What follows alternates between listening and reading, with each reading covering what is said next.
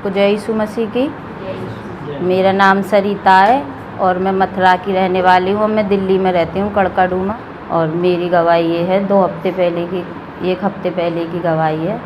किसी कारण से मैं मथुरा गई हुई थी, तो कोई परिवार का परेशान ज़्यादा था। मेरी ताऊ की बीवी बहुत परेशान थी और उनकी तबीयत ज़्यादा ख़राब थी, तो मैं उन्हें देखने गई हुई थी।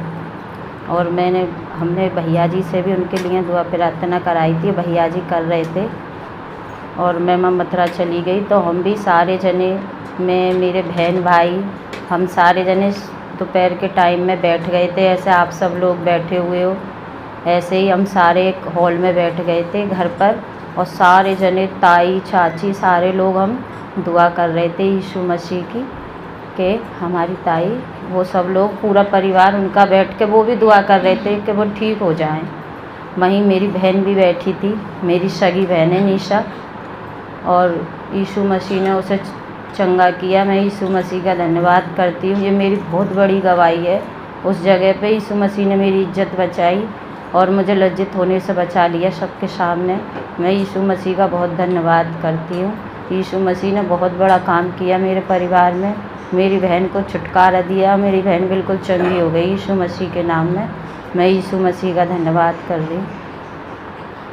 आज से 1 साल पहले मैं जनवरी में जो प्रॉमिस कार्ड बटे थे, तो मैंने भी अपने मेरे घर की दुआ प्रार्थना करते हैं, मेरी मम्मी, मेरे पापा, मेरे बहन भाई, तो मैंने भी उनका वचन ले लिया। मैंने पूछा, यीशु मसीह तुम इन लोगों के बारे में क्या सोचते हो, क्या चाहते हो? तो मैंने ऐसे ही एक दिन दुआ में कह दी। और मैंने यहाँ से यीशु मसीह, भैया जी यहाँ वचन बटे थे कलेसिया में, तो नई साल पे मैंने भी उनके ले लिए, तो मुझे गोल्डन भैया ने दे दिए। तो मैंने भैया जी को भी दिखाए, मैंने अपनी बहन के भी ले लिए, भाई के भी ले लिए। देखो यीशु मसीह कितने सच्चे हैं। मैंने वचन लिए और मैंने पहुँचाए, और यीशु मसीह के वचन में लिखा हुआ था कि मैं तुझे चंगा करूँगा, और मेरी बहन चंगी हो गई। मैं यीशु मसीह का धन्यवाद करती हूँ। और तो वही वचन मैंने अपनी बहन को बताया कि तेरे लिए यीशु मसीह कह रहे हैं, मैं तुझे चंगा करूँगा। तो वो मेरे से एक दिन बोली, मैं तो बहन बिल्कुल ठीक हूँ, मुझे यीशु मसीह, मुझे तो कोई परेशानी नहीं है। मैंने बोला, तुझे कोई परेशानी तो होगी, यीशु मसीह मैंने की बहुत बड़े ज्ञानी है, उन्हें कुछ ना कुछ तो दिखा होगा, तेरी कोई परेशानी होगी, तभी तुझे ये वचन दिया है यीशु मसीह ने।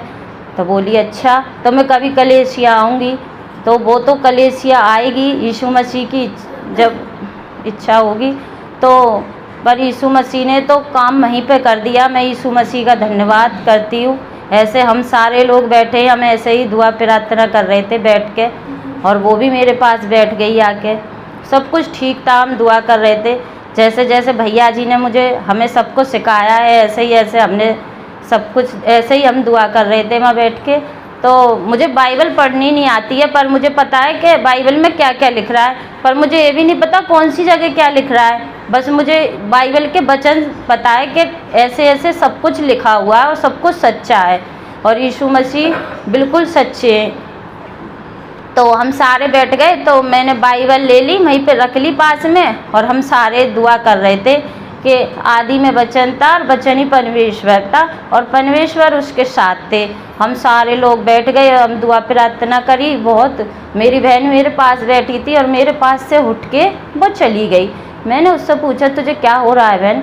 तो वो बोली, कुछ नहीं। फिर वो मेरे से जाके दूर बैठ गई, और हम दुआ प्रार्थना कर रहे थे सारे जने, मेरी चाची, ताई सब बैठी थी। उस घर में एक बहुत बड़ी परेशानी है, सारे लोग कहते हैं ये अंधविश्वास है, अंधविश्वास है। उन लोगों का सबका यीशु मसीह ने अंधविश्वास दूर करा। मैं यीशु मसीह का धन्यवाद करती हूँ। और वो वहाँ से, जहाँ मैं दुआ प्रार्थना कर रही बैठी थी, वहाँ से वो उठ गई और दूर बैठ गई जाके, मेरे पास से उठ के चली गई। मेरी सगी बहन है, और दूर बैठ गई पलंग पे जाके।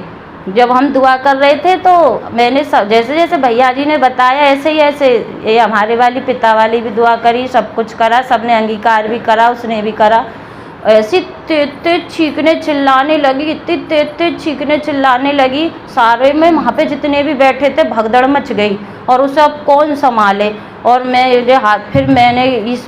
भी सोच रही हूँ, उसे देख के मैं क्या करूँ, भैया जी के पास फ़ोन कर दूँ क्या, अब इसे कौन संभालेगा, सारे में तो भगदड़ मच गई। फिर मैंने कि यीशु मसीह फिर मैंने बाइबल उठा ली हाथ में, और मुझे पता नहीं है, इतनी टाइम नहीं थी मैं कहाँ ढूंढूं भजन 91।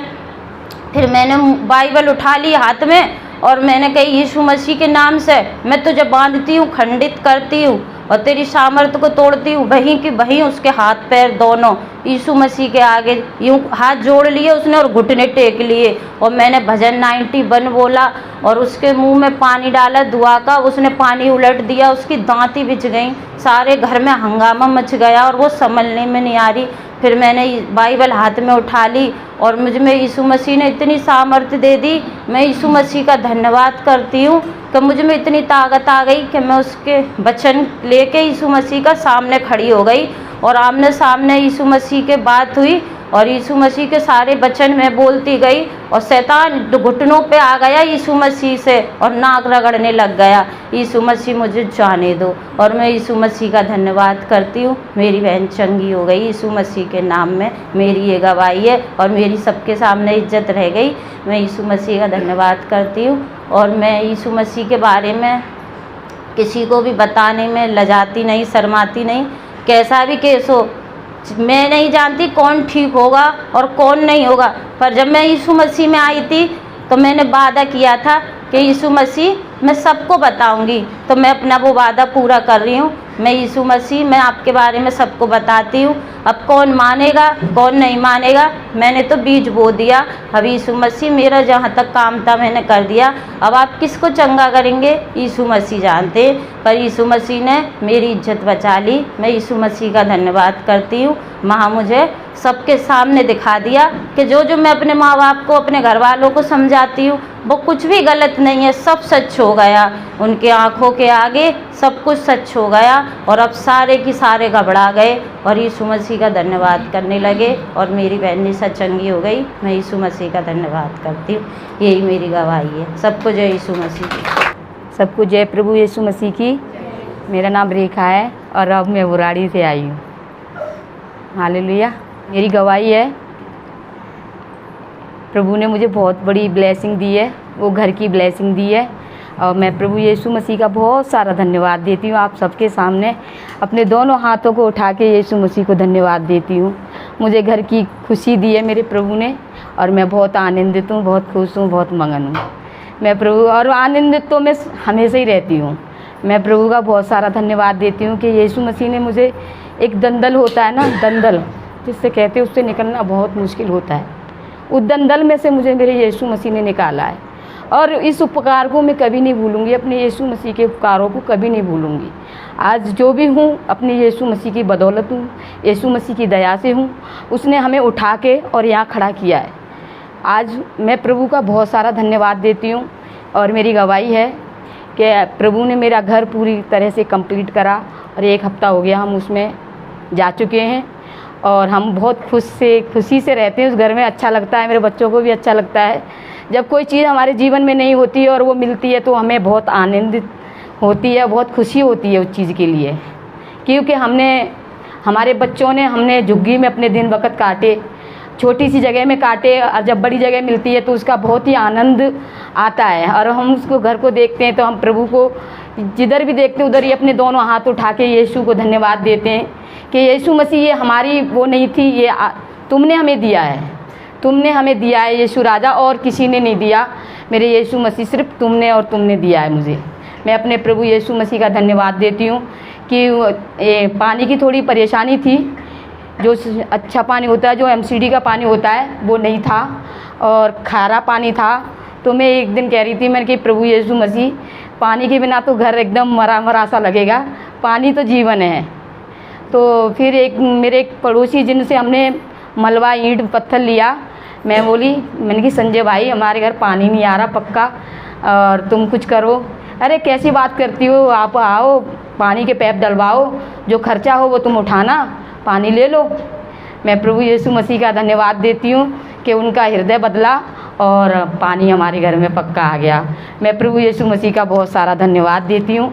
मैं बहुत आनंदित, बहुत खुश रहती हूँ, बहुत ही ज़्यादा। अपने यीशु मसीह का जितना भी मैं धन्यवाद करूँ उतना हमारे लिए कम है। मेरे प्रभु ने मुझे मुर्दों में से ज़िंदा किया है। मेरे यीशु मसीह ने मेरे जीवन में बहुत बड़े बड़े काम किए हैं, बहुत बड़े बड़े काम किए। मेरा यीशु महान है और जितना हम उसका तारीफ़ करें, वंदन करें, जितनी भी उसकी हम धन्यवाद दें वो हमारे लिए कम है, क्योंकि यीशु मसीह हमें हर रोज़ उठाता है, हर रोज़ नया बल सामर्थ्य देता है और हम वहाँ से बड़ी खुशी से ड्यूटी करते हैं। हमें कोई प्रॉब्लम भी नहीं होती। पहले हम सोचते थे कि हमारी ड्यूटी इधर सूर्या होटल के पास है, आश्रम से आगे, और हम कहते थे बुराड़ी से हम कैसे कर पाएंगे, पर हम बड़े सुबह सुबह 4 बजे हम सही उठते हैं और सुबह ठीक 7 बजे अपनी हाज़िरी पे पहुंचते हैं। मैं प्रभु यीशु मसीह का बहुत सारा धन्यवाद देती हूं और पता भी नहीं चलता कि हम इतनी दूर से ड्यूटी कर रहे हैं, और बहुत धन्यवाद देती हूँ यीशु मसीह जी को।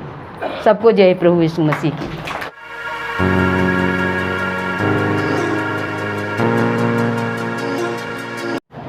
सबको जय यीशु मसीह जी की। आइए हम लोग वचन में चलेंगे और उत्पत्ति की पुस्तक और उसका 2 अध्याय, उसकी 1 आयत से मैं आपको बताना चाहता हूँ कि आज जो मैं आपको प्रचार करने जा रहा हूँ कि मनुष्य के जीवन में फाइनेंशियली, फिजिकली, मेंटली प्रॉब्लम क्यों आती है, हर मनुष्य की क्या कारण है बीमारियों का आने का और क्या कारण है उनके निवारण का। हालेलुया। ये जो भी समस्या है, ना केवल बीमारी कि मानसिक रूप से आदमी क्यों चिंतित होता है, शारीरिक रूप से बीमार क्यों होता है, आर्थिक रूप से पैसे की समस्या से परेशान क्यों होता है, मैं इस पर आपको थोड़ा सा प्रचार करूँगा, क्योंकि उत्पत्ति 1 अध्याय में परमेश्वर ने लिखा है कि परमेश्वर ने किस प्रकार से अपने वचन से सारी सृष्टि का निर्माण किया। हालेलुया। परमेश्वर अति पवित्र है और जो जो उन्होंने अपने मुंह से वचन कहा वो सृष्टि में वैसा होता चला गया। हालेलुया। और आज भी ये परमेश्वर के मुख से निकले वचन हैं, ये उनकी वाणी है, उनकी आवाज़ है, जो महाति पवित्र शास्त्र बाइबल के वचन के माध्यम से हमसे वार्तालाप बातचीत करती है, हमारी बातों का जवाब देती है अपने पवित्र वचन से। हालेलुया। मैं आपको बताता हूँ, पहले मैं उत्पत्ति 1 अध्याय की 1 आयत से थोड़ा सा 1, 2, 3 आयत पढ़ते हैं। आदि में परमेश्वर ने आकाश और पृथ्वी की सृष्टि की और पृथ्वी बेडौल और सुनसान पड़ी थी और गहरे जल के ऊपर अंधियारा था तथा परमेश्वर का आत्मा जल के ऊपर मंडलाता था।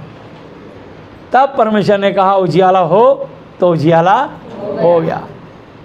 आग का गोला, सूरज रोशनी देने वाला, पूरी इस धरती को पूरी जो है सारा रोशनी से भर दिया। सिर्फ परमेश्वर के वचन में ऐसी सामर्थ है। हालेलुया। और जो पूरा स्वर्ग है वो सिर्फ परमेश्वर के तेज से रोशन रहता है। हालेलुया। और परमेश्वर ने उजाले को देखा कि अच्छा है, और परमेश्वर ने उजाले को अंधियारे से अलग किया, और परमेश्वर ने उजाले को दिन और अंधियारे को रात कहा, तथा सांझ हुई, फिर भोर हुआ। इस प्रकार पहला दिन हो गया। फिर परमेश्वर ने कहा जल के बीच एक ऐसा अंतर हो कि जल 2 भाग विभाजित डिवाइड हो जाए। तब परमेश्वर ने एक अंतर करके उसके नीचे के जल और उसके ऊपर के जल को अलग अलग किया, और वैसा ही हो गया। और परमेश्वर ने उस अंतर को आकाश कहा, तथा सांझ हुई, फिर भोर हुआ। इस प्रकार दूसरा दिन हो गया। मतलब परमेश्वर ने अपने मुख से वचन कहते गए और सृष्टि में वो चीज़ें निर्मित होती चली गई, निर्माण होता चला गया, पैदा होती चली गई। हालेलुया। फिर परमेश्वर ने कहा आकाश के नीचे का जल एक स्थान में इकट्ठा हो जाए और सूखी भूमि दिखाई दे, और वैसा ही हो गया। और परमेश्वर ने सूखी भूमि को पृथ्वी कहा, तथा जो जल इकट्ठा हुआ उसको उसने समुद्र कहा, और परमेश्वर ने देखा कि अच्छा है। फिर परमेश्वर ने कहा पृथ्वी से हरी हरी घास और बीज वाले छोटे छोटे पेड़ और फल देने वाले फलदायी वृक्ष भी, जिनके बीज उन्हीं में से एक एक की जाति के अनुसार होते हैं, पृथ्वी पर उगें, और वैसा ही हो गया। तो पृथ्वी से हरी घास और छोटे छोटे पेड़ जिनमें अपनी अपनी जाति के अनुसार बीज होता है, और फलदायी वृक्ष जिनकी बीज एक एक जाति के अनुसार उन्हीं में से होते हैं उगे।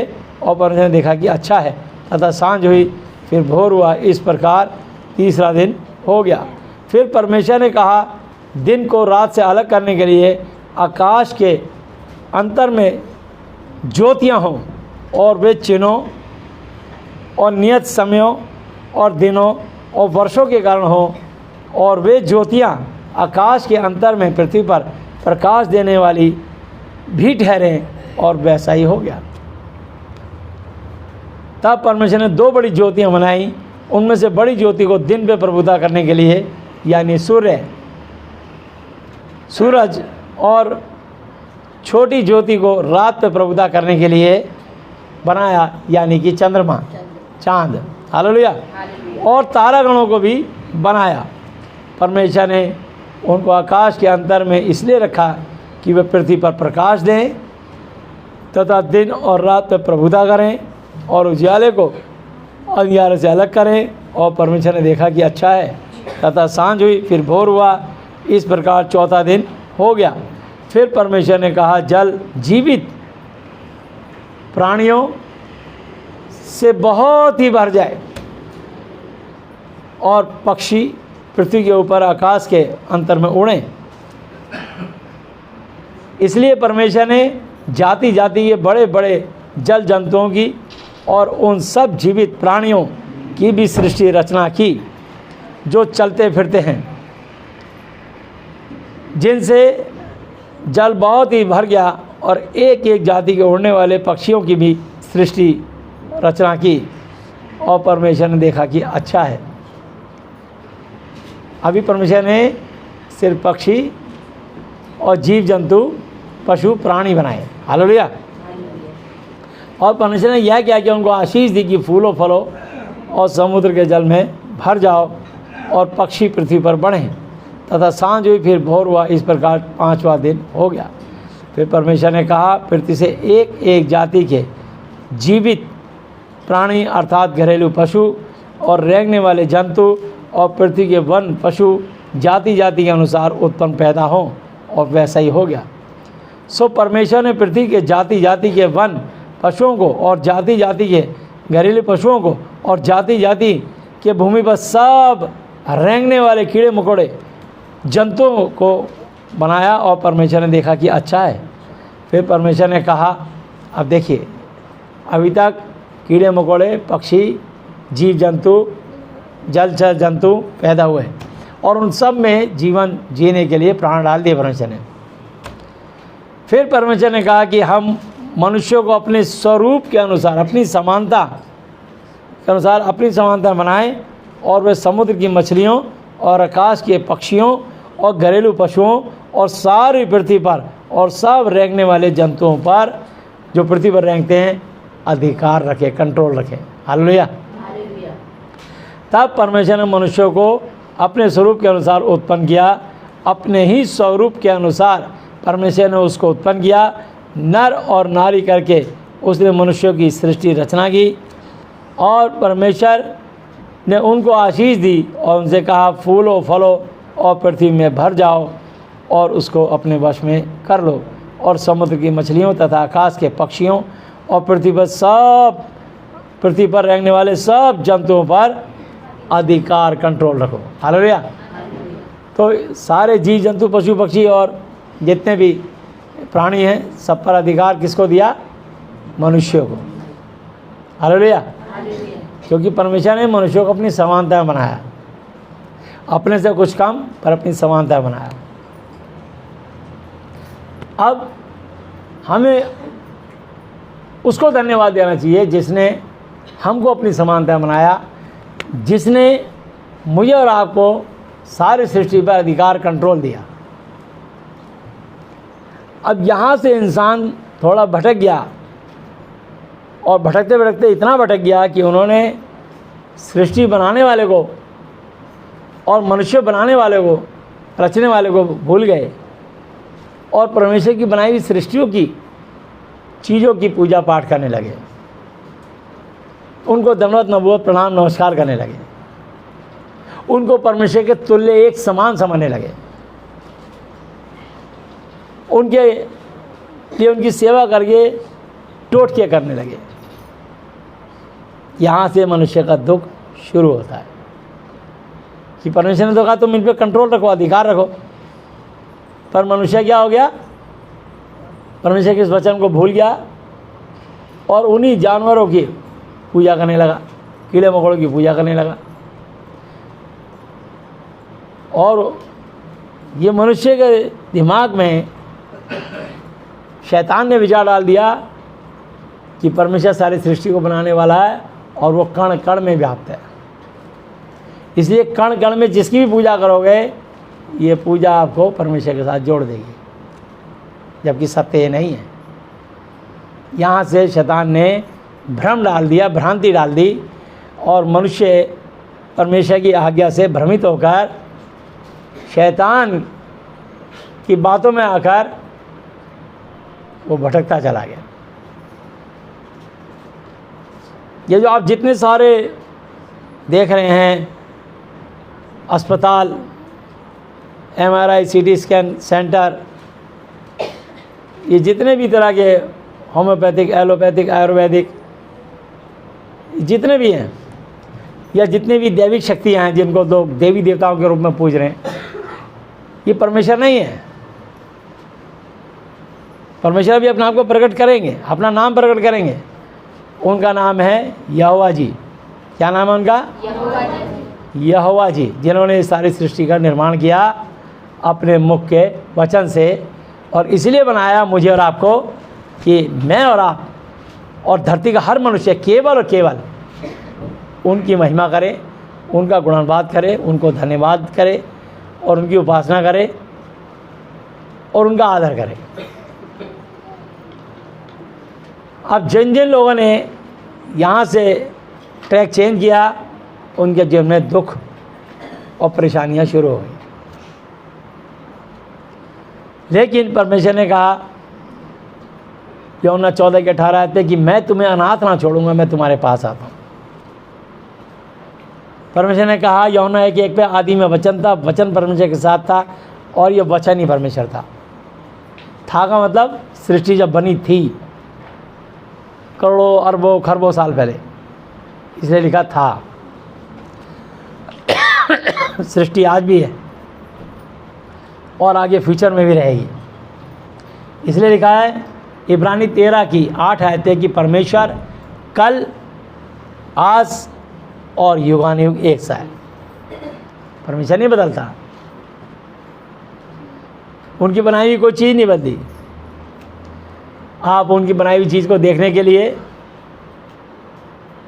जगह जगह आप पहाड़ी इलाकों में जाते हैं, ठंडे प्रदेश में जाते हैं गर्मी के कारण, झरने, पहाड़ और वहाँ की ताज़ी हवा, वहाँ का माहौल तो आपके लिए आँखों को सुख देता है। तरह तरह के जीव जंतु, तरह तरह के पंछी, तरह तरह की रंग बिरंगी मछलियाँ देखते हो फिश एक्वेरियम में। अलग अलग कंट्री में अलग तरीके से आप वहाँ के जानवर देखते हो चिड़ियाघर में, जो आपने कभी नहीं देखे होते। और आविष्कार होते होते अब तो मनुष्य घर बैठे गूगल पे बहुत कुछ देख लेता है कि सफ़ेद मोर देखना है या सफ़ेद बाघ देखना है,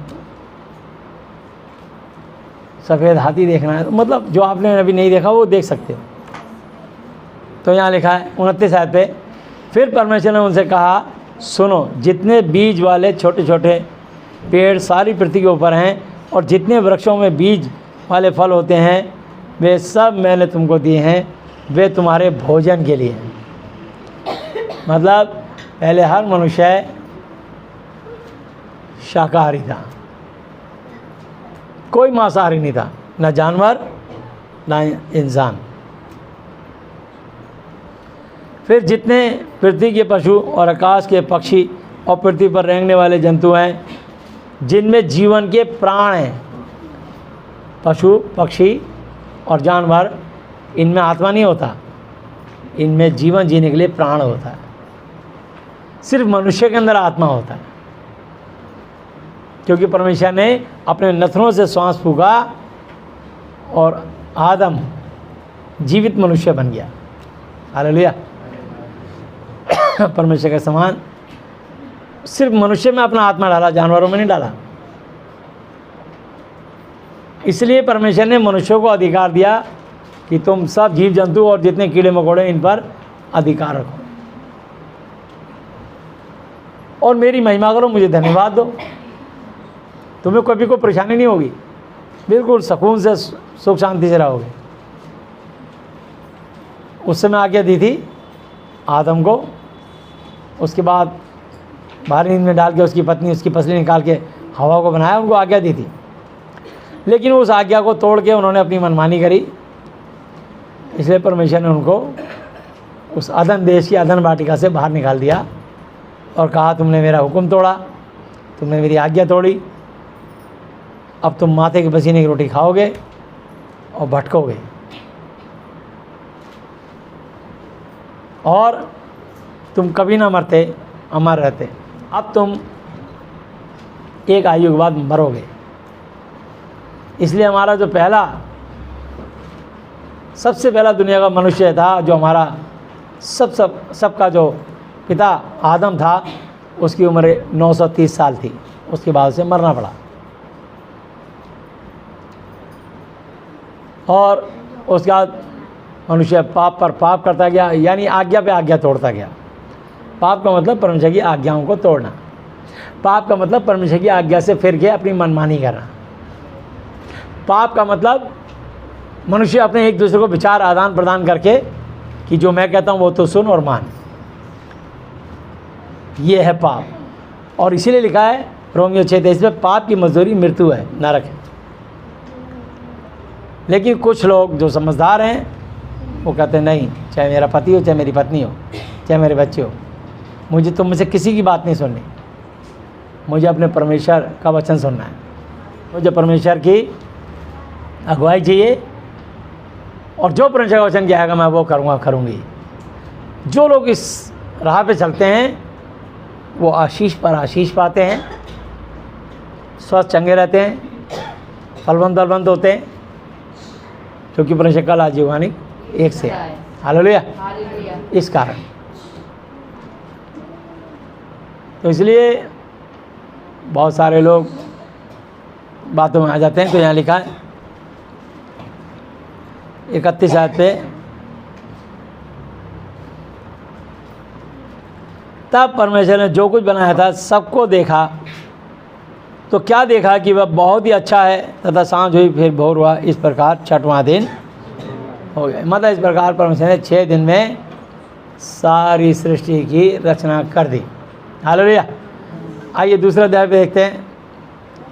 यूं आकाश, पृथ्वी और उनकी सारी सेना का बनाना समाप्त हो गया और परमेश्वर ने अपना काम जिसे वह करता था 7वें दिन समाप्त किया और उसने अपने किए हुए सारे काम से 7वें दिन विश्राम किया।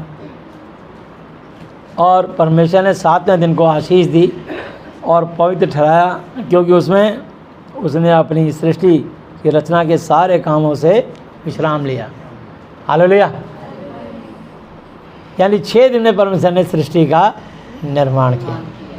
अब मैं आपको बताता हूँ परमेश्वर और हम मनुष्य की सोच में कितना अंतर है। दूसरा पतरस 3:8 आयत और 9 आयत पढ़ेंगे। हे प्रियों, यह एक बात तुमसे छिपी ना रहे कि प्रभु के यहाँ एक दिन 1000 वर्ष के बराबर है और 1000 वर्ष एक दिन के बराबर है। मतलब जब धरती के 1000 वर्ष बीतते हैं तब स्वर्ग में एक दिन होता है, और जब स्वर्ग का एक दिन बीतता है तब धरती के 1000 वर्ष बीतते हैं। हालेलुया। प्रभु अपनी प्रतिज्ञा के विषय में देर नहीं करता, जैसी देर कितने लोग समझते हैं, पर तुम्हारे विषय में धीरज धरता है और नहीं चाहता कि कोई नाश हो, वरन यह है कि सबको, सारी धरती के मनुष्यों को मन फिराव का अवसर, मौका मिले। हालेलुया। सबोपदेशक 5 अध्याय में आएंगे। सबोपदेशक 5 अध्याय। जब तू परमेश्वर के भवन में जाए तब सावधानी से चलना, सुनने के लिए समीप जाना अज्ञानियों के बलिदान चढ़ाने से अच्छा है, क्योंकि वे नहीं जानते कि बुरा करते हैं। बातें करने में उतावली जल्दबाजी ना करना, और ना अपने मन से कोई बात उतावली जल्दबाजी से परमेश्वर के सामने निकालना, क्योंकि परमेश्वर स्वर्ग में है और तू पृथ्वी पर है, इसलिए तेरे शब्द थोड़े ही हो। तेरे शब्द, हालेलुया। इंसान के पास वचन नहीं होता, इंसान के पास शब्द होता है, परमेश्वर के पास वचन होता है। ठीक है, तो आप इसको अगर ठीक कर सकते हैं, अगर कुछ लिखा है तो देख लेना क्या लिखा है। ठीक है, इसलिए तेरे शब्द थोड़े ही हों, क्योंकि जैसे कार्य की अधिकता के कारण स्वप्न देखा जाता है, वैसे ही बहुत सी बातों का बोलने वाला अज्ञानी ठहरता है। अब देखो आ गया नहीं सही बात, बहुत सी बातों को बोलने वाला, बहुत से वचन बोलने वाला नहीं, बातों को बोलने वाला अज्ञानी ठहरता है। जब तू परमेश्वर के लिए मन्नत माने तब उसके पूरा करने में विलम्ब देरी ना करना, क्योंकि वह अज्ञानियों से प्रसन्न नहीं होता। जो मन्नत तूने मानी हो उसे पूरी करना, मन्नत मानकर पूरी ना करने से मन्नत का ना मानना ही अच्छा है। इसलिए बहुत सारे लोग प्रभु से वाचा बांधते हैं कि प्रभु मैं आपके राज्य के लिए दशवांश दूंगा, भेंट दूंगा, और वो इस वायदे को भूल जाते हैं, और जब वो इस वायदे को तोड़ते हैं वायदा करके, उनके जीवन में आज्ञा तोड़ने के कारण विपत्ति और मुसीबत आती है। हालेलुया। मुसीबत और विपत्ति के कारण क्या है? आज्ञा तोड़ना, आज्ञा के अनुसार ना चलने के कारण।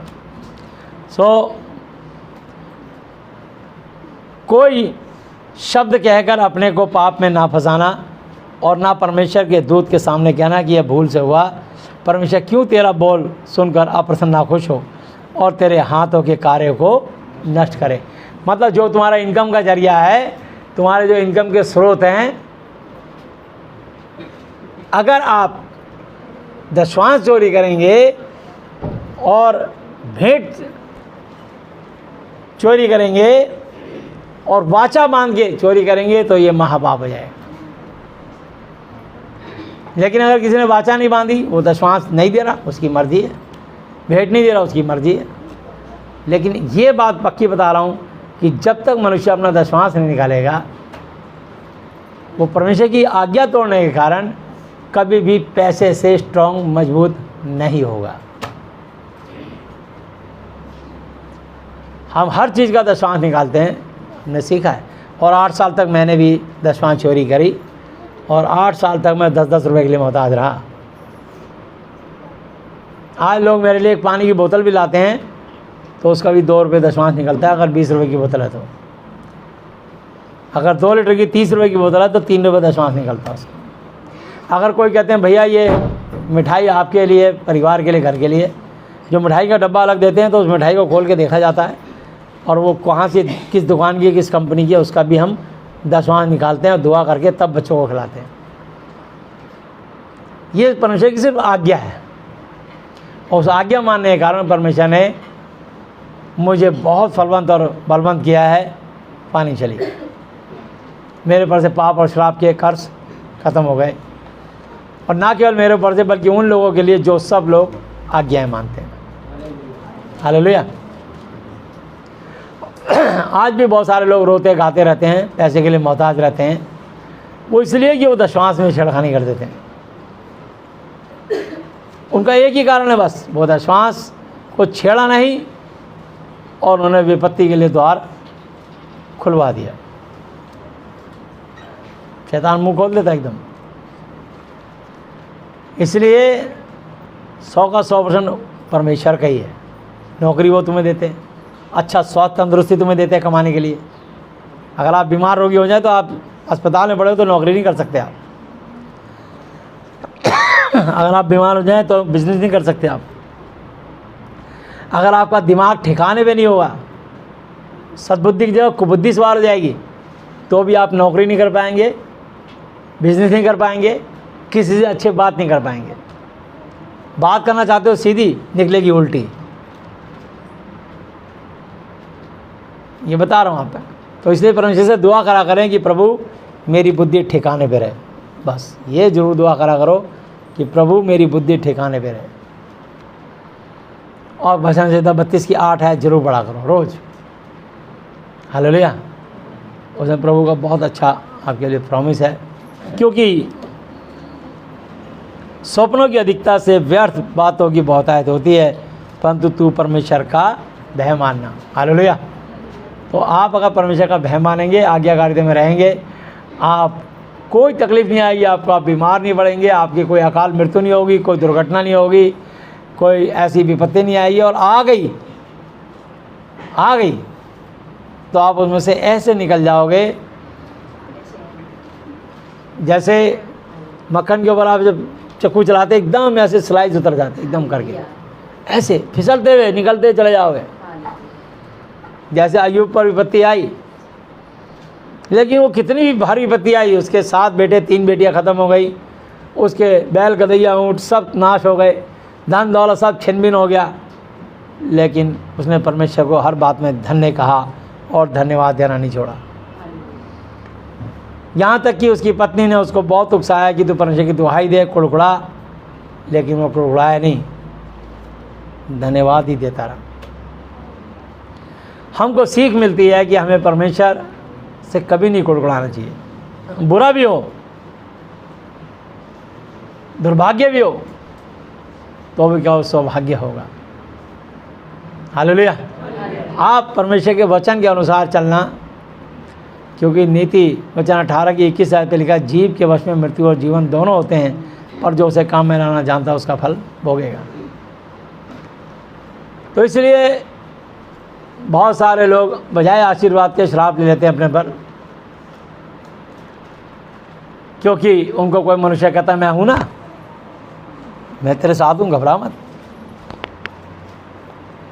सबने तुझे छोड़ दिया, चिंता मत कर, मैं तेरे साथ हूं। उससे पहला सवाल पूछना, तू है कौन? बोले मैं मनुष्य हूं। उससे पूछना, क्या तू परमेश्वर से बड़ा है? क्या तू परमेश्वर से ज़्यादा ताकतवर है? क्या परमेश्वर से ज़्यादा समझदार है? वो तीनों बात में उत्तर देगा, मैं कुछ नहीं हूँ। जब तू कुछ है ही नहीं, तू खुद एक पाप में डूब रहा है, तू खुद आज्ञाओं को रोंद रहा है, और फिर जो तू मुझे आश्वासन दे रहा है, अगर मैंने तेरे पे विश्वास कर लिया तो यहीं से मेरे पे शराब शुरू हो जाएगा। वो कैसे? आइए हम इसको देखते हैं। यिर्मयाह की पुस्तक 17 अध्याय 1 आयत से। यहूदा का पाप लोहे की टांकी और हीरे की नोक से लिखा हुआ है। वह उनके हृदय रूपी पटिया और उनकी वेदियों के सींगों पर भी खुदा हुआ है। उनकी वेदियां और अशेरा नाम देवियां जो हरे पेड़ के पास और ऊंचे टीलों के ऊपर हैं, वे उनके लड़कों को भी स्मरण रहती हैं, याद रहती। तो लोग बड़े ऊंचे ऊंचे टीलों पर जा कर के देवी देवताओं की पूजा करने जाते हैं, बहुत ऊंचाई पे चढ़ते हैं, इतने ऊंचे पे चढ़ जाते हैं, ऐसे दीवार पर पकड़ के सिर्फ एक एक आदमी बड़ी मुश्किल से निकलता है। ऐसी ऐसी जगह जब पत्थरीले कंकड़ी, उन पत्थरों पे नंगे पांव चलते हैं, पैर में घुस जाते हैं, खून खून जाते हैं। कई लोग चलने में असमर्थ होते हैं, पिट्ठू पे चलते हैं, पालकी में चलते हैं, किराया भाड़ा दे करके। ये पाप करते हैं। वो छोटे मोटे देवी देवताओं की लोग पूजा करते हैं और असली परमेश्वर को भूल जाते हैं। तो यहाँ लिखा है, अपने बच्चों को भी सिखा जाते हैं कि हमारे यहाँ परंपरा है कि कोई बच्चा पैदा हुआ है, कोई मुंडन हुआ है, तो कोई बकरा चढ़ाता है, कोई मुर्गा, कोई सूअर, कोई बैल चढ़ाता है, कोई हवन कराता है, कोई पूजा कराता है, कोई यज्ञ अनुष्ठान कराता है। वो भी सब उन गूंगी बहरी मूर्तियों के, उन देवी देवताओं के, असली परमेश्वर को भूल जाते हैं। और इसकी परिणाम क्या होता है? अचानक वो एकदम हमला करती हैं दुष्ट आत्माएँ और उनको गिरा देती हैं और लोगों को समझ नहीं आता और लोग तुरंत एम्बुलेंस को फ़ोन करके ले जाते हैं, वेंटिलेटर पर डाल देते हैं और heart attack, heart fail, brain haemorrhage और कई तरह की ऐसी अकाल मृत्यु हो जाती हैं, दुर्घटना, एक्सीडेंट हो जाते हैं। सिर्फ परमेश्वर से प्रार्थना ना करने के कारण, बाइबल वचन ना पढ़ने के कारण, परमेश्वर की शिक्षा से जुदा हो जाने के कारण, अपनी मनमानी करने के कारण ये सब विपत्ति उनके जीवन में आ जाती है। लेकिन जब तुम सब विपत्तियां भोग करके आ चुके हो, क्योंकि मैं और आप सब कभी ना कभी बहुत मूर्ति पूजा करते थे, देवी देवताओं की पूजा करते थे, ओझा शोकों के पास जाते थे। क्या ये बात सही है कि गलत है? तो हमने बहुत भटके, बहुत धक्के खाए हमने। अंत में हमने यीशु मसीह हमें मिले, उन्होंने हमें चुना, हमने उन्हें नहीं ढूंढा, उन्होंने हमें चुना, उन्होंने हमें ढूंढा।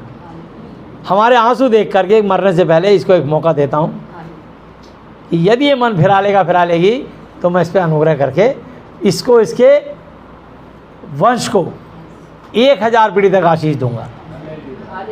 हालेलुया। और मूर्ति पूजा के कारण 4 पुस्तों पर ऑटोमेटिक पीढ़ी दर पीढ़ी श्राप कर्ज चलता है, शैतान का शासन चलता है, दुष्ट आत्माएं उन पर हुकूमत करती हैं और उनको बुद्धि भ्रष्ट कर देती है और उनसे पाप पर पाप करवाती है। ये ज्ञान लोग जल्दी से बताते नहीं, उन्हें खतरा होता है कि कहीं सच बता दिया, क्योंकि इसमें बहुत सारे लोग आहत होंगे। क्योंकि जब लोग बीमार नहीं पड़ेंगे तो अस्पताल नहीं जाएंगे, अस्पताल नहीं जाएंगे तो अस्पताल में जो MRI, CT स्कैन, अल्ट्रासाउंड, वो इतने महंगे महंगे टेस्ट होते हैं, वो उससे बच जाओगे आप। जो आप एम्बुलेंस, ऑटो, टैक्सी में किराया देते हो उससे बच जाओगे आप। जो आप पत्थर की बनी गूंगी वैरी मूर्तियों को दंडवत नबूवत करते, उन पर प्रसाद चढ़ाते थे, आप उन भ्रम से निकल जाओगे। क्योंकि मूर्तियों की आंखें पर देख नहीं सकती, नाक पर सूंघ नहीं सकती, मुंह पर बोल नहीं सकता, कंठ पर आवाज़ नहीं निकाल सकती, हाथ पैर हिलडुल चल फिर नहीं सकते। जैसी वे हैं वैसे उनके बनाने वाले हैं, उन पर सब भरोसा रखने वाले भी वैसे हो जाएंगे। तो उनके जीवन में एक खाली बनाया था। लोग हमसे समाधान चाहते हैं और हम मजबूर हैं, क्योंकि हम में से कोई भी परमेश्वर से बड़ा नहीं है और इस वचन से बाहर हम नहीं जा सकते। कोई भी सेवक प्रभु की शिक्षा, उसके वचन से बाहर नहीं जा सकता। और यदि जाके काम करने की कोशिश करेगा तो सेवक भी दंडित होगा, उस पर भी और उसकी फैमिली पर भी कर्स और श्राप आ जाएंगे।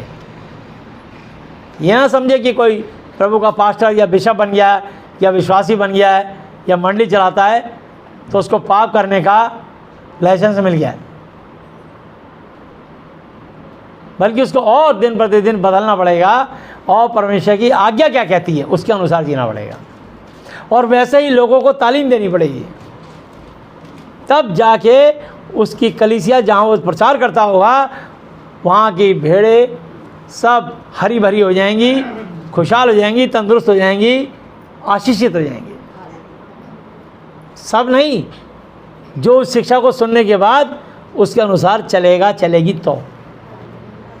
हालेलुया। उनमें जो अभी मनमानी कर रहे होंगे वो दंड पाएंगे, दुख भुगतेंगे, गरीब रहेंगे, बीमार रहेंगे, परेशान रहेंगे, हो सकता है जान भी चली जाए। शैतान छोड़ता नहीं है, परमेश्वर जीवन देता है। लिखा है यूहन्ना 10:10 पे, चोर केवल चोरी करने, घात करने और नष्ट करने के लिए आता है, परंतु मैं यीशु नासरी इसलिए आया कि वे जीवन पाएं और बहुतायत का पाएं।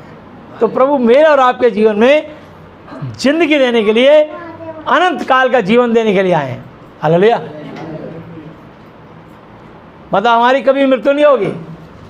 120 साल में हमको सोना है और बदल जाएंगे और हमारी आत्मा जी उठेगी और हम अपने स्वर्ग के घर में, स्वर्ग के घर को पहन लेंगे और जहाँ से हमारी आत्मा आती है हम वहीं चले जाएंगे और अनंत काल तक कभी ना मरेंगे। और ना केवल हम ना मरेंगे बल्कि हमारी 1000 पीढ़ी 1000 जनरेशन मूर्ति पूजा छोड़ने से और धर्म गुरुओं की पूजा छोड़ने से, झूठ को छोड़ने से हम आशीष पर आशीष पाएंगे। हालेलुया। और हम इसको देखते हैं 3 आयत पर, यिर्मयाह 17 की 3, हे मेरे पर्वत, तू जो मैदान में है, तेरी धन संपत्ति और भंडार में तेरे पाप के कारण लुट जाने दूंगा। देखो परमेश्वर कह रहे हैं, तेरे पाप के कारण मैं तुझे लुट जाने दूंगा, तुझे बर्बाद होने दूंगा मैं। तू मेरी आज्ञा नहीं मानता, तू मेरी शिक्षा नहीं मानती। मैं तेरे पे दया करना चाहता हूं, पर तू मेरी आज्ञा नहीं मान रहा। और प्रभु ने कहा है यूहन्ना 15:7, यदि तुम मुझ में बने रहो और मेरा वचन तुम में बना रहे, तो जो चाहो मांगो तुम्हारे लिए हो जाए। मत्ती 24:35 आयत पे कहा है, आकाश और पृथ्वी टल जाएंगे परंतु मेरा वचन कभी ना टलेगा। इब्रानी 12 की 2 आयत पे लिखा है, विश्वास के कर्ता सिद्ध करने वाले यीशु मसीह की ओर ताकते रहें। तो यहाँ लिखा है, और तेरे पूजा के स्थानों को मैं तेरे पाप के कारण लुट जाने दूंगा, और तेरे पूजा के ऊंचे स्थान भी जो तेरे देश में पाए जाते हैं, तू अपने ही दोष के कारण अपने उस भाग का अधिकारी ना रहने पाएगा और जो मैंने तुझे दिया है। और मैं ऐसा करूँगा कि तू अनजाने देश में अपने शत्रुओं की सेवा करेगा, क्योंकि तू मेरे क्रोध की आग, तूने मेरे क्रोध की आग ऐसी भड़काई जो सर्वदा जलती रहेगी। हालेलुया। तो आप कभी परमेश्वर का दिल ना जलाएं आज्ञा तोड़ के। परमेश्वर का दिल जब जलता है जब आज्ञा तोड़ दें। परमेश्वर का दिल तब जलता है जब आप मनमानी करते हैं। परमेश्वर आपसे रुष्ट तब होता है जब आप घमंडी हो जाते हैं। परमेश्वर आपका विरोधी बैरी हो जाता है। याकूब पत्री 4 की 6 पे लिखा है, क्योंकि परमेश्वर अभिमानी हो घमंडी होगा विरोध पर तीनों पर अनुग्रह करता है। परमेश्वर के हथियार हैं सत्य से अपनी कमर कसकर, और तुमने सत्य छोड़ के झूठ बोलना शुरू कर दिया। झूठ बोलते ही तुम शैतान के बाले में आ गए। पर प्रभु की आज्ञा मानने से ही सब कुछ होता है।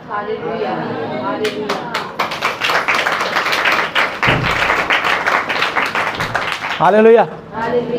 आज्ञा माननी पड़ेगी। तुम में कोई बीमार नहीं रहेगा, बीमारी है तो गायब हो जाएगी।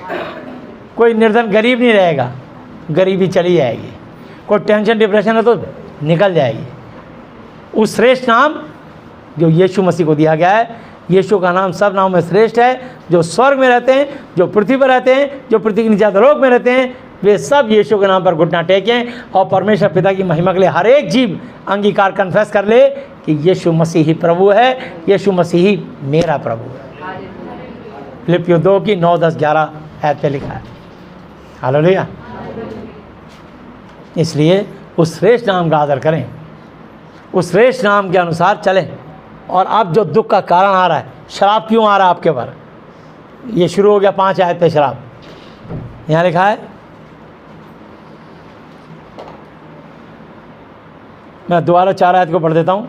तू अपने ही दोष के कारण अपने उस भाग का अधिकारी ना रहने पाएगा जो मैंने तुझे दिया है। और मैं ऐसा करूँगा कि तू अनजाने देश में अपने शत्रुओं की सेवा करेगा, क्योंकि तूने मेरे क्रोध की आग को ऐसी भड़काई जो सर्वदा हमेशा जलती रहेगी।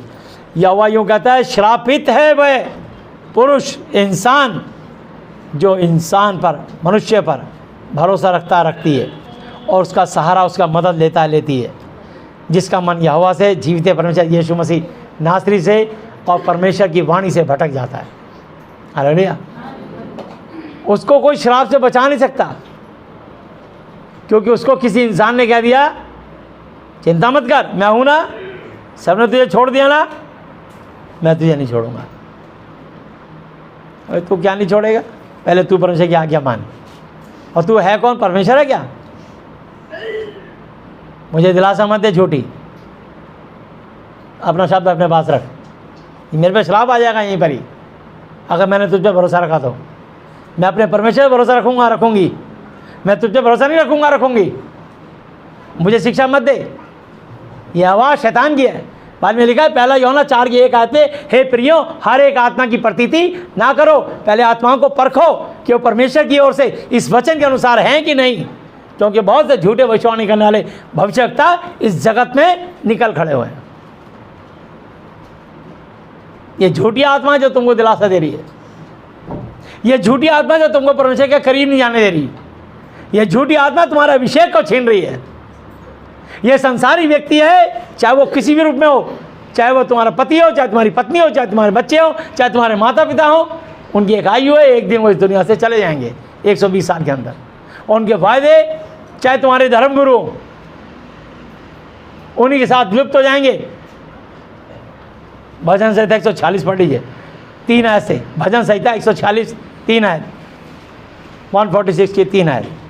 तुम प्रधानों पर, लीडरों पर, नेताओं पर, सरपंचों पर, अगुओं पर भरोसा ना रखना, ना किसी आदमी मनुष्य पर, क्योंकि उसमें उद्धार मोक्ष प्रदान करने की भी शक्ति नहीं है। तुम्हें मुक्ति प्रदान करने की, तुम्हें स्वर्ग में पहुंचाने की उसके बाद ताकत नहीं है। उसका भी आत्मा अपनी आयु के अनुसार निकलेगा, वह भी मिट्टी में मिल जाएगा। उसी दिन उसकी सब प्लानिंग, सब कल्पनाएं, सारी योजनाएं, सारे वायदे नष्ट हो जाएंगे, नाश हो जाएंगे। क्या ही धन्य वह जिसका सहायक याकूब, इब्राहिम, इसहाक, याकूब का परमेश्वर यहोवा है, और जिसका भरोसा अपने परमेश्वर यहोवा जी पर है। हालेलुया। उनके इकलौते बेटे यीशु मसीह नासरी जी पर है, उनके महाती पवित्र साथ बाइबल के वचन पर है। वह आकाश और पृथ्वी और समुद्र, उनमें जो कुछ है सभी का क्रिएटर है, करता है, रचने वाला, सृजनहार है। मैंने उत्पत्ति में पढ़ाया भी आपको। और वह अपना वचन सदा के लिए, अनंत काल के लिए पूरा करता रहेगा। हालेलुया। ये भरमाने वाली आत्माएं होती है जो तुमको कलीसिया से दूर करती हैं, प्रभु की शिक्षा से दूर करती हैं, प्रभु के शिक्षक से दूर करती हैं, मंडली से दूर करती हैं, ताकि तुम्हारी गर्माहट खत्म हो जाए। कि कच्चा कोयला कच्चे कोयले के साथ रहे तो गठा रहता है, तो गर्माहट रहती है। एक कोयले को निकाल के बाहर रख दो अंगारे से, वो एकदम ठंडा पड़ जाएगा थोड़ी देर में। 20 लकड़ी को इकट्ठा करो, बोलो तोड़ के दिखा, वो नहीं टूटेंगी। पर एक एक लकड़ी को अलग करके तोड़ दो, 20 की 20 टूट जाएंगी। शैतान तुम्हारी एकता को तोड़ना चाहता है, तुमको प्रभु से दूर करना चाहता है, तुमको एकांत में ले जाके भ्रमित करके दौड़ा दौड़ा के नाश करना चाहता है। तुमको समझ नहीं आती। शैतान की मार अच्छी लगती है, पर प्रभु के दास की डांट बुरी लगती है। मुझे इससे कोई फर्क नहीं पड़ता। गलातियों में लिखा है 1 अध्याय की 8-9 आयत पे, क्या मैं अब तक 9 और 10 आयत पे, क्या मैं अब तक मनुष्य को मनाता हूँ या परमेश्वर को? यदि मैं अब तक मनुष्य को खुश करता रहता, मनाता रहता, तो यीशु मसीह का दास ही ना होता, उसका चेला ही ना होता। हालेलुया। मैं तुम में से कभी किसी को खुश नहीं करता हूँ, ना करूँगा। तुम्हारे को खुश करने वाला जीवित परमेश्वर यीशु मसीह नासरी है, तुम्हें अनंत जीवन देने वाला यीशु मसीह नासरी है, तुम्हारी आशीषों को देने वाला यीशु मसीह नासरी है, तुम्हें चुनने वाला यीशु मसीह नासरी है, तुम्हें स्वर्ग में अनंत जीवन देने वाला यीशु मसीह नासरी है।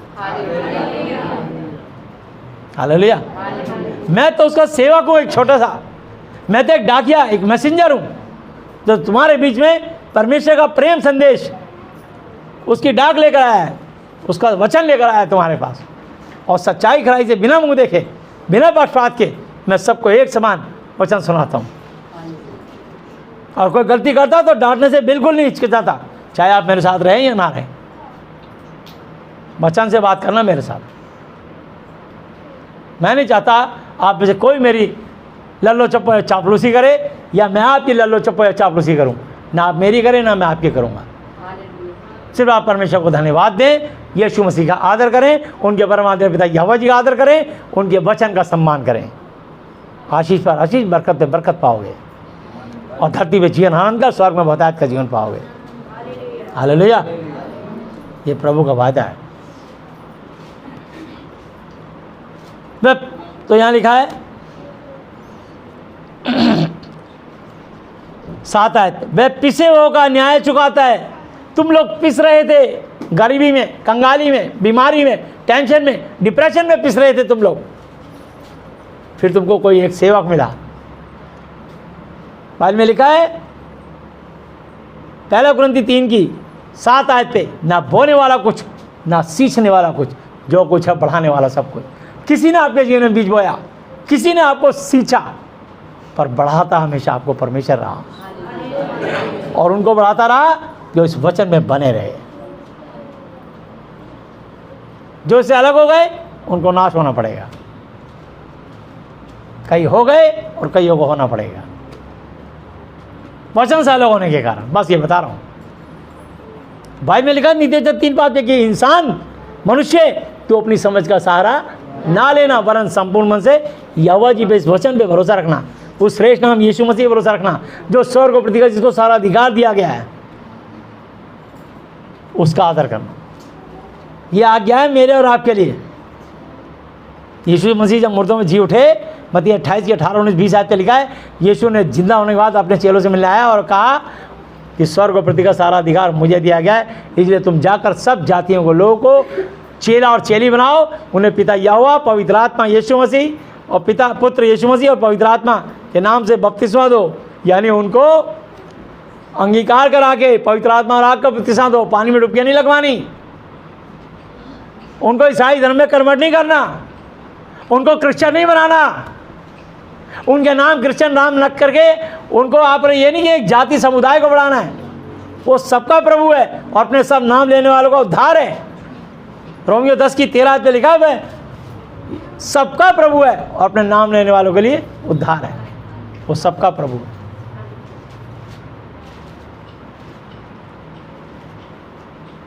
वो सबको एक बराबर सर्दी, गर्मी, बरसात और एक बराबर ऑक्सीजन सांस दे रहा है हर कंट्री में। वो किसी पक्षपात नहीं कर रहा है। तुम लोगों ने जाति जनजाति बना दी, तुम लोगों ने अपने कानून, संविधान और धरती की रेखा खींच के बना दिया, ये मेरा बॉर्डर है, ये मेरी कंट्री, ये तेरी कंट्री, ये तेरी कंट्री। ये तुम लोगों ने मनुष्यों ने बनाए। ये तुम लोगों ने बनाए ब्राह्मण, क्षत्रिय, वैश्य, शूद्र। ये तुम लोगों ने बनाए हिंदू, मुसलमान, सिख, ईसाई, बुद्धिस्ट, जैनी, पारसी। ये तुम लोगों ने बनाई है जाति और जनजाति। और परमेश्वर ने तुमको और मुझको सिर्फ इंसान बना के भेजा है। और आप जो अपने काम करते हैं, प्रभु ने कहा मैंने को तेरे को चौंक दिया तो चुका इसी से मिलेगा, यही तेरी रोजी रोटी है। चाहे आप कोई भी काम करते हो, काम कोई छोटा बड़ा नहीं होता। परमेश्वर ने आपको इस काम के लिए ठहराया था, आपकी रोजी रोटी चलेगी। आप धन्यवाद देना यीशु मसीह को। चाहे लोग आपसे घृणा करें, आपकी जाति, आपके मजहब, आपके काम की वजह से, लेकिन यीशु मसीह आपको सर्वदा प्यार करेंगे आज्ञा मानने की वजह से। हालेलुया। यहाँ 7 आयत में लिखा है, वह पिसे हुओं का न्याय चुकाता है और वह भूखों को रोटी देता है। या वह बंदियों को, बंधुओं, जो भाई बंधु और जो बंधन में हैं, उनको छुड़ाता है, फाइनेंशियली, फिजिकली, मेंटली, किसी बंधन में हो। या वह अंधों को आंखें देता है, या वह झुके हुए को सीधा खड़ा करता है, या वह धर्मियों से मोहब्बत प्रेम रखता है, या वह पराये देश से आए हुए परदेशियों की रक्षा करता है। और अनाथों और विधवाओं को तो संभालता है, परंतु दुष्टों के मार्ग को टेढ़ा मेढ़ा करता है। वो जो व्यक्ति तुम्हारे सामने रो रो के बार बार कह रहा ना, कह रही है भैया हम बड़े परेशान हैं, भैया संभालो, ये बड़ा दुष्ट है। ये तुम्हें इसके कर्म नहीं पता, इसने क्या क्या काम किए अपने जीवन में, इसी अपने कर्मों को। क्योंकि मैं यहोवा मन की जांचता, हृदय को तोड़ता हूँ, ताकि प्रत्येक जन को उसी की चाल चलन अर्थात उसके कर्म अनुसार उसका प्रतिफल दूँ। हमेशा कहते हैं मैं जानता हूँ इसके एक कुकर्म क्या है।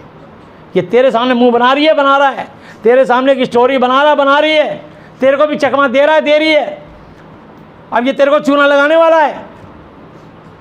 इसके मन में भय नहीं है कि तू प्रभु का दास है। ये पूरा प्लान करके तेरे पास आए हैं, तुझे लूटने ठगने के लिए, तुझे तबाह करने के लिए।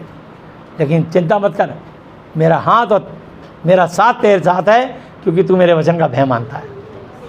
इसलिए तू सब विपत्तियों से निकल जाएगा मेरी अनुग्रह के कारण। तेरे लिए मेरा अनुग्रह ही बहुत है। हालेलुया। सिर्फ हमें प्रभु का अनुग्रह चाहिए, वरना लोग चकमा देने से बाहर नहीं आते। अपनी एक स्टोरी बना के लाते हैं, बड़ी अच्छी सी कहानी बना के, बहुत बुरी तरह से फंसा लेते हैं, प्रभु के दास को भी और एक दूसरे भाई बहनों को भी। एक दिन एक औरत मेरे पास आई, कह रही भैया मेरे रिश्तेदार को 2 लाख रुपए दिए हैं, वो दे ही नहीं रहा। मैंने कहा क्या मुझसे पूछ के दिए थे? मैं क्या करूं? मैं दुआ कर सकता हूं, बस ये अपनी कहानी अपने पास रख। यदि प्रभु चाहेंगे तो तेरे 2 लाख मिल जाएंगे। तो लोग प्रभु को आगे नहीं रखते। हमें एक दूसरे के लिए प्रार्थना करनी चाहिए। प्रभु ने तुम्हारी आशीष दी है, तुम्हारी सेवा के कारण तुमको आशीष दी है, तुम्हारे दशवान निकालने के कारण तुमको प्रभु ने ब्लेस किया है। अब तुम खुद ही प्रभु बन करके लोगों के लिए आगे बढ़ के कहते हो ले हम तेरे लिए खड़े हैं। छोटी मोटी मदद तो समझ में आती है, पर कोई लाखों की मदद करने लग जाए, वो प्लानिंग के साथ तुमको नाश करने के लिए शैतान उसके द्वारा आया है। लेकिन वो ऐसे उठ नहीं सकते, वो ऐसी दलदल में जब तक वो अपनी हरकतों से बाहर नहीं आएंगे उनका आशीष का मार्ग नहीं खुलेगा, ये याद रखना। क्योंकि बाइबल में लिखा जो मेरे भेजने वाले को ग्रहण करता है वो मुझे ग्रहण करता है। तो प्रभु के भेजने वाले को चकमा दोगे तो तुम्हारा क्या होगा फिर? सोचो आप। मैं 25 साल हो गए सेवा करते करते, मैंने आज तक कभी कोई किसी से फीस नहीं लगाई, कोई तेल कोई पानी कोई नहीं बेचा, किसी को मैंने वाटर बैप्टिज्म में एक को भी नहीं दिया। 25 साल की सेवा में किसी को भी मैंने कभी ईसाई धर्म के लिए प्रेरणा नहीं दी, ना प्रेरित किया। बताओ कभी किया है किसी को? किसी का मजहब, किसी की कास्ट, किसी की जाति बदली मैंने? पूछी भी नहीं मैंने तुम मुझसे कि तुम्हारी कास्ट क्या है। तुम जैसे हो प्रभु ने तुमको वैसे ही ग्रहण किया है। हालेलुया। प्रभु आपसे प्यार करते। तुमने परमेश्वर की आज्ञाओं को बहुत से सारे लोगों ने रौंदा है, लगातार कलीसिया नहीं आए, दशवां चोरी किया, भेंट नहीं दी, और सबसे बड़ी बात है अपना समय नहीं दिया। तुमने समय को चोरी किया, तुमने घर में बाइबल नहीं पढ़ी, तुमने प्रार्थनाएं नहीं करी, तुमने प्रभु की महिमा नहीं करी, तुमने परमेश्वर का दिल जलाया बहुत सारे लोगों ने। इसलिए आज वो विपत्तियां भोग रहे हैं। परमेश्वर जानता है वो क्यों भोग रहे हैं। अब उनको पछतावा होता होगा कि हमने वक्त रहते प्रभु का आदर नहीं दिया, इसी कारण उनके जीवन में तकलीफ आई है।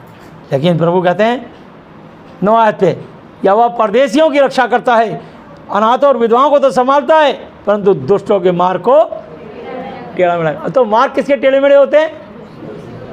दुष्टों के। समझ लो अगर आपका मार्ग किसी का टेढ़ा मेढ़ा हो रहा है या हो गया है और होता जा रहा है, इसका मतलब वो निरा दुष्ट व्यक्ति है। ये परमेश्वर का वचन कहता है। वो आपके सामने मुंह बना रहे हैं लेकिन अंदर से वो दुष्ट हैं, गंदी आत्माएं और झूठ की आत्माएं, शैतानी आत्मा है वो। क्योंकि हे सिय्योन, यहोवा सदा के लिए तेरा परमेश्वर पीढ़ी पीढ़ी तक राज्य करता रहेगा। यहोवा की स्तुति करो। आमीन। मैं आपको बताना चाहता हूँ झूठ बोलने वाले कौन हैं? यूहन्ना 8:44, यूहन्ना 8:44।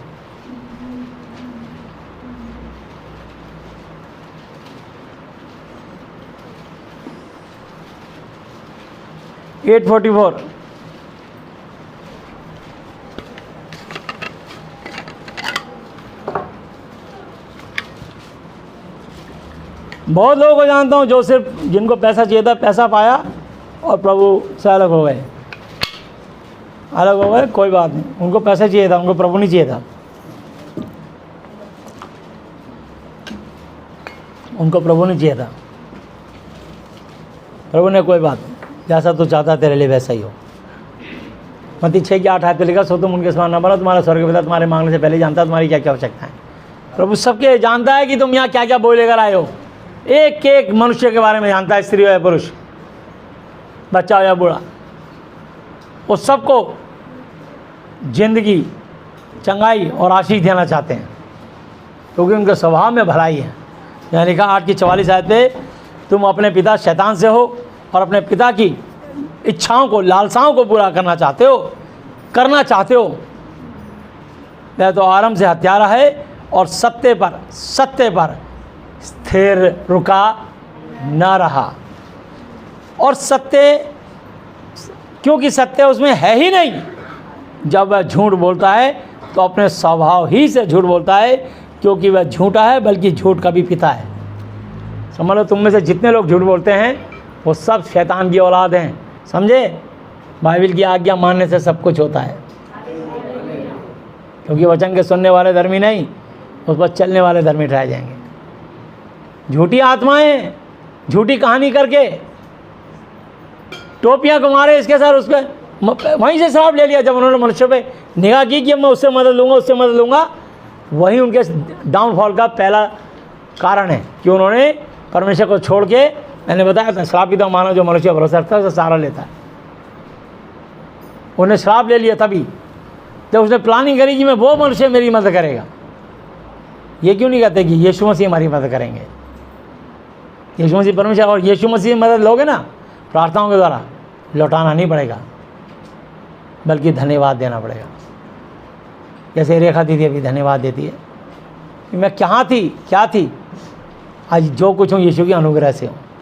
उसके किसी उपकार को ना भूलना, मैं उसके उपकार को नहीं भूली, समझे।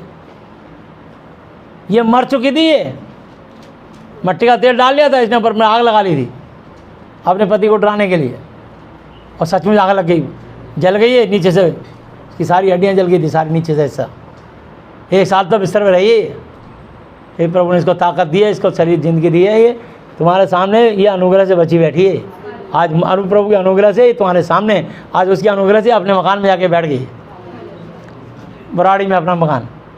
इसको किसी ईसाई संस्था ने या हमने कोई ऐसी मदद नहीं करी कि इसको 150 रुपये दे दें कि तू अपना मकान बना ले। 150 में मकान बनता भी नहीं है।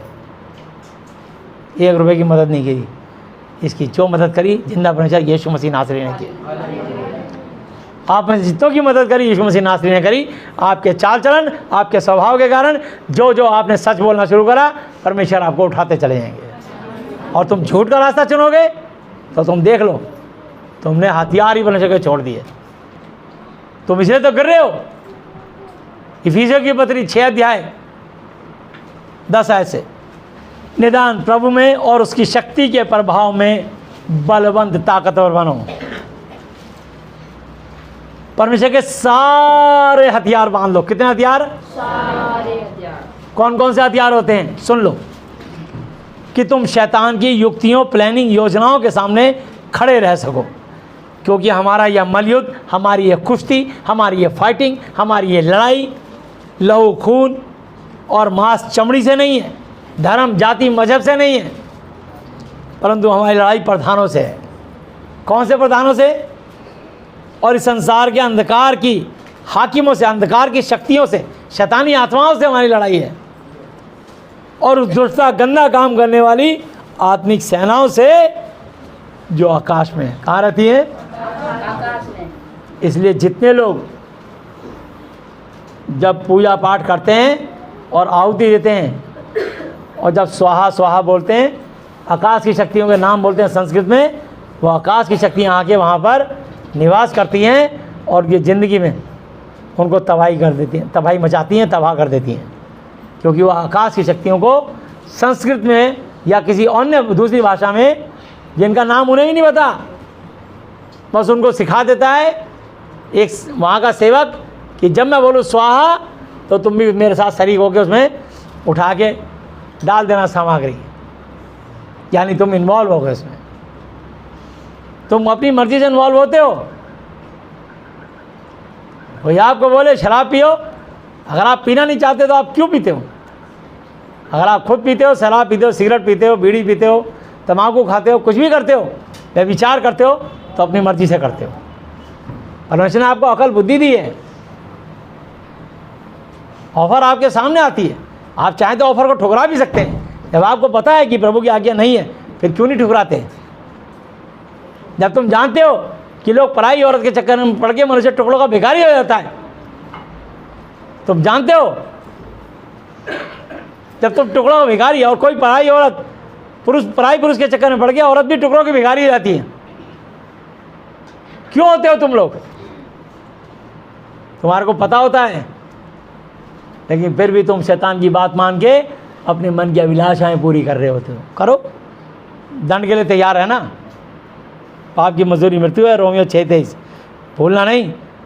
भूलना नहीं, इब्रानी 10:31 पे लिखा, जीवते परमेश्वर के हाथों पढ़ना भयानक बात है, बहुत भयंकर बात है। लोग उम्मीद करते हैं आप वहाँ चले जाओ, हमारे भैया जी दुआ करेंगे ठीक हो जाओगे। आप भैया जी की वजह से ठीक नहीं होगे, आप परमेश्वर के सच्चे वचन और परमेश्वर पर भय मानने के कारण, आज्ञा मानने के कारण ठीक हो गए।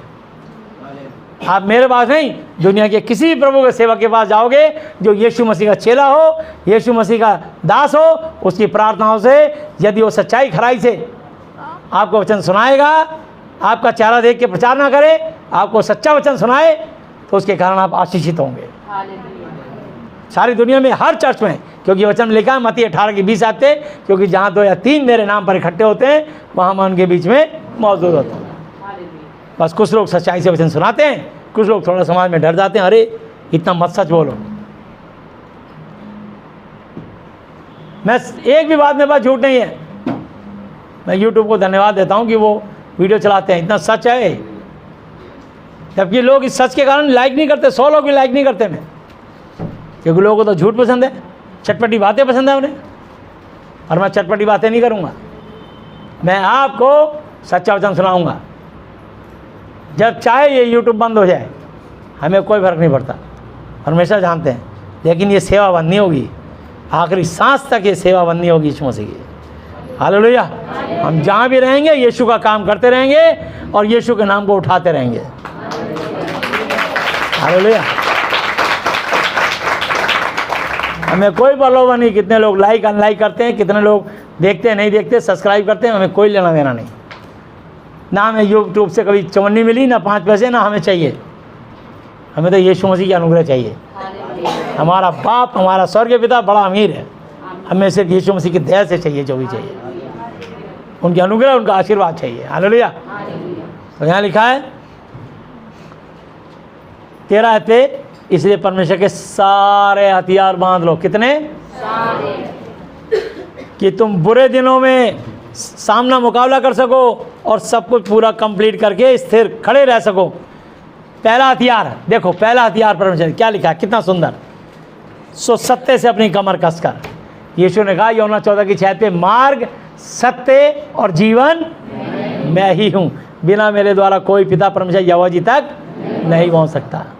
तो सत्य जब तुम बोल ही नहीं रहे, तुम झूठी प्लानिंग कर रहे हो, तुम झूठी योजना बना के आ रहे हो, तुम झूठ को साथ लेके चल रहे हो, तुम प्रभु के दास को चकमा देने की कोशिश कर रहे हो। मैं कोई चकमे में नहीं आता, मेरा प्रभु मुझे संभाल लेता है। हालेलुया। बहुत सारे वचन है प्रभु ने, फिर ना लूका 6 अध्याय में लिखा है, फिर ना पाने की आस रख के दिया करो, तुम्हें स्वर्ग में बड़ा प्रतिफल मिलेगा। हालेलुया। मुझे कोई फर्क नहीं पड़ता, कोई मुझे ठग के ले जाए, कोई बात नहीं। मेरा प्रभु स्वर्ग में ये जमा हो रहा हो। हालेलुया। आप मुझे धोखा नहीं दे सकते, मुझको धोखा देने वाला खुद ही धोखा खा जाएगा। देख लेना थोड़ी देर में उनकी हालत, वो कभी पनप नहीं पाएंगे, वो बात करने की जरूरत नहीं समझते, उनके अंदर इतनी हिम्मत नहीं कि वो आंखें मिला के बात कर सकें, क्योंकि उन्होंने चकमा दे के, झूठ बोल करके बेशर्माई दिखाई है। प्रभु के दास को नहीं बख्शा। तुम विश्वासियों को तो आपस में क्या ठिकाना, तुमको तो 1 मिनट में चकमा दे देंगे, हमें चकमा देने से बाहर नहीं आते। सोचिए आप। तो यहाँ लिखा है, सो सत्य से, सच्चे से, सच्चाई से अपनी कमर कसकर, पहला हथियार, धार्मिकता की झलम पहनकर और पाँव में मेल मिलाप सुसमाचार की तैयारी के जूते पहनकर और सबके साथ विश्वास की ढाल लेकर स्थिर रहो, जिससे तुम उस दुष्ट के, शैतान के 1-2 नहीं, सब जलते हुए तीरों को बुझा सको और उद्धार, मोक्ष, मुक्ति की टोपी और आत्मा की तलवार जो परमेश्वर का वचन है, ये है आत्मा की तलवार। सच्चाई से चलना पड़ेगा। अगर यीशु के पास आए हो तो सच्चाई से सेवा करनी पड़ेगी। सच्चाई के कारण लोगों को आशीष मिलेगी और सच्चाई के कारण प्रभु के दास को भी आशीष मिलेगी। इनमें दोनों में से एक भी पार्टी झूठी हुई, दोनों ही दंड पाएंगे। जो झूठा होगा दंड पाएगा, अगर दोनों झूठे होंगे तो दोनों दंड पाएंगे। ये ध्यान रखना, सच का रास्ता मत छोड़ना। पहला हथियार ही सत्य है।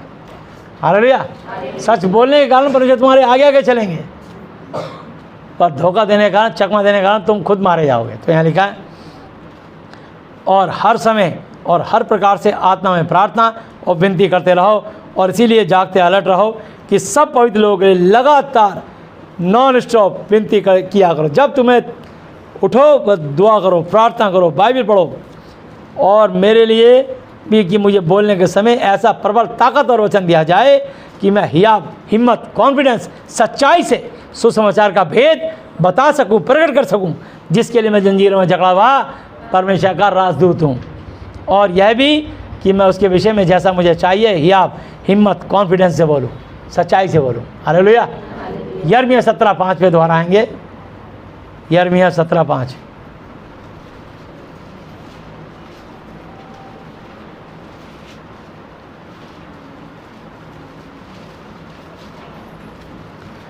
यहोवा यूँ कहता है, शापित है वह पुरुष जो मनुष्य पर भरोसा रखता है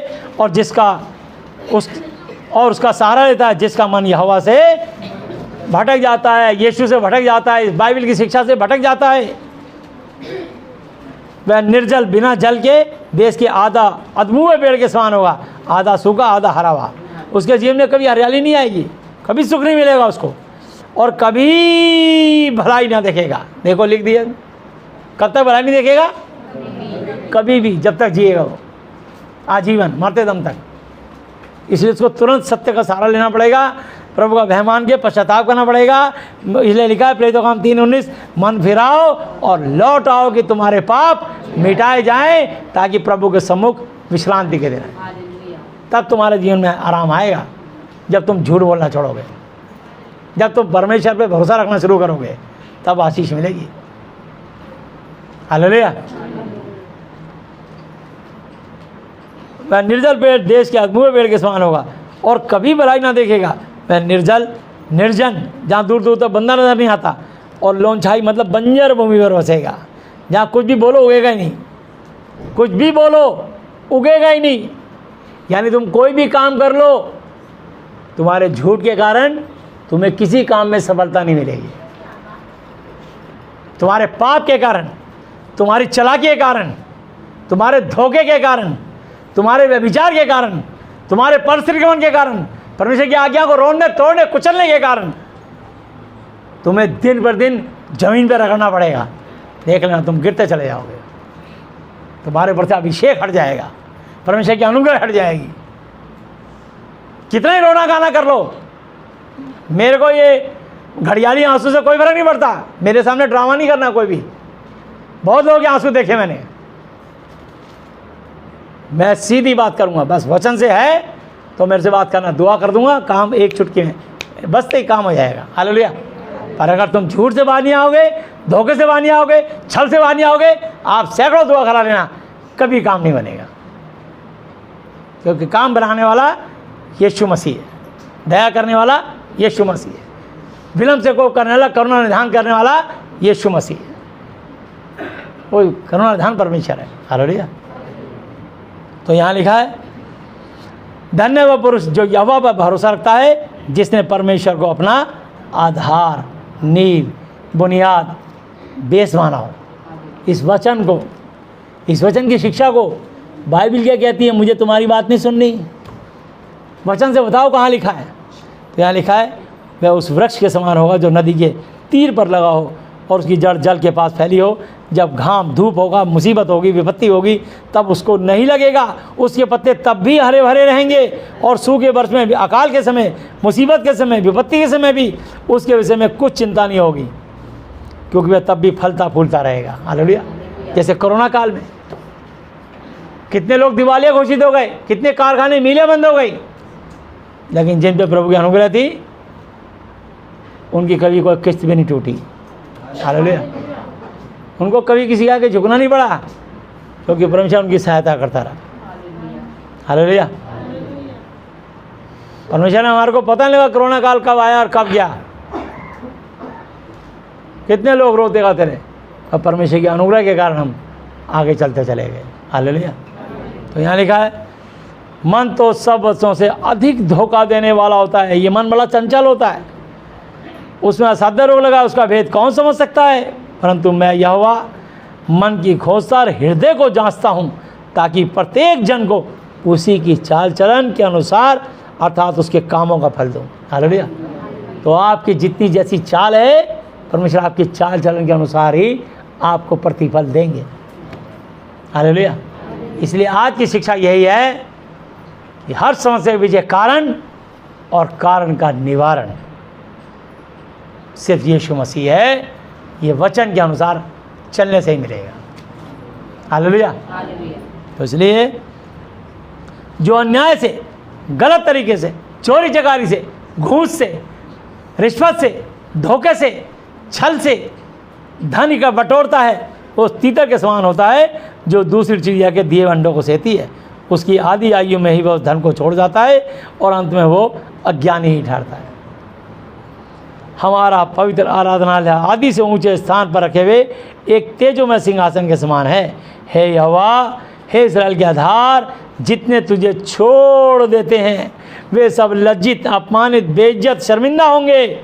जो तुझसे भटक जाते हैं उनके नाम धरती भूमि ही पर लिखे जाएंगे, क्योंकि उन्होंने बहते जल के स्रोत यहोवा जी को, उनके नाम स्वर्ग की पुस्तक में नहीं लिखे जाएंगे, धरती पे लिखे जाएंगे। देखना कभी जाना बनारस, कभी जाना हरिद्वार, मरने के बाद वो बही खाते खुलते हैं तुम्हारे गोत्र के अनुसार, तुम्हारे नाम धरती पे लिखे जाएंगे जो पाप से जी रहे हैं। समझे? इसलिए लूका 11:28 उसने कहा, हाँ परंतु धन्य है वे जो परमेश्वर वचन सुनते और मानते हैं। जब तक आप और मैं इस वचन के अनुसार ना चलेंगे या ना मानेंगे, तब तक आशीष का द्वार खुलने वाला नहीं है। ये ध्यान रख लेना। रोमियो 2:13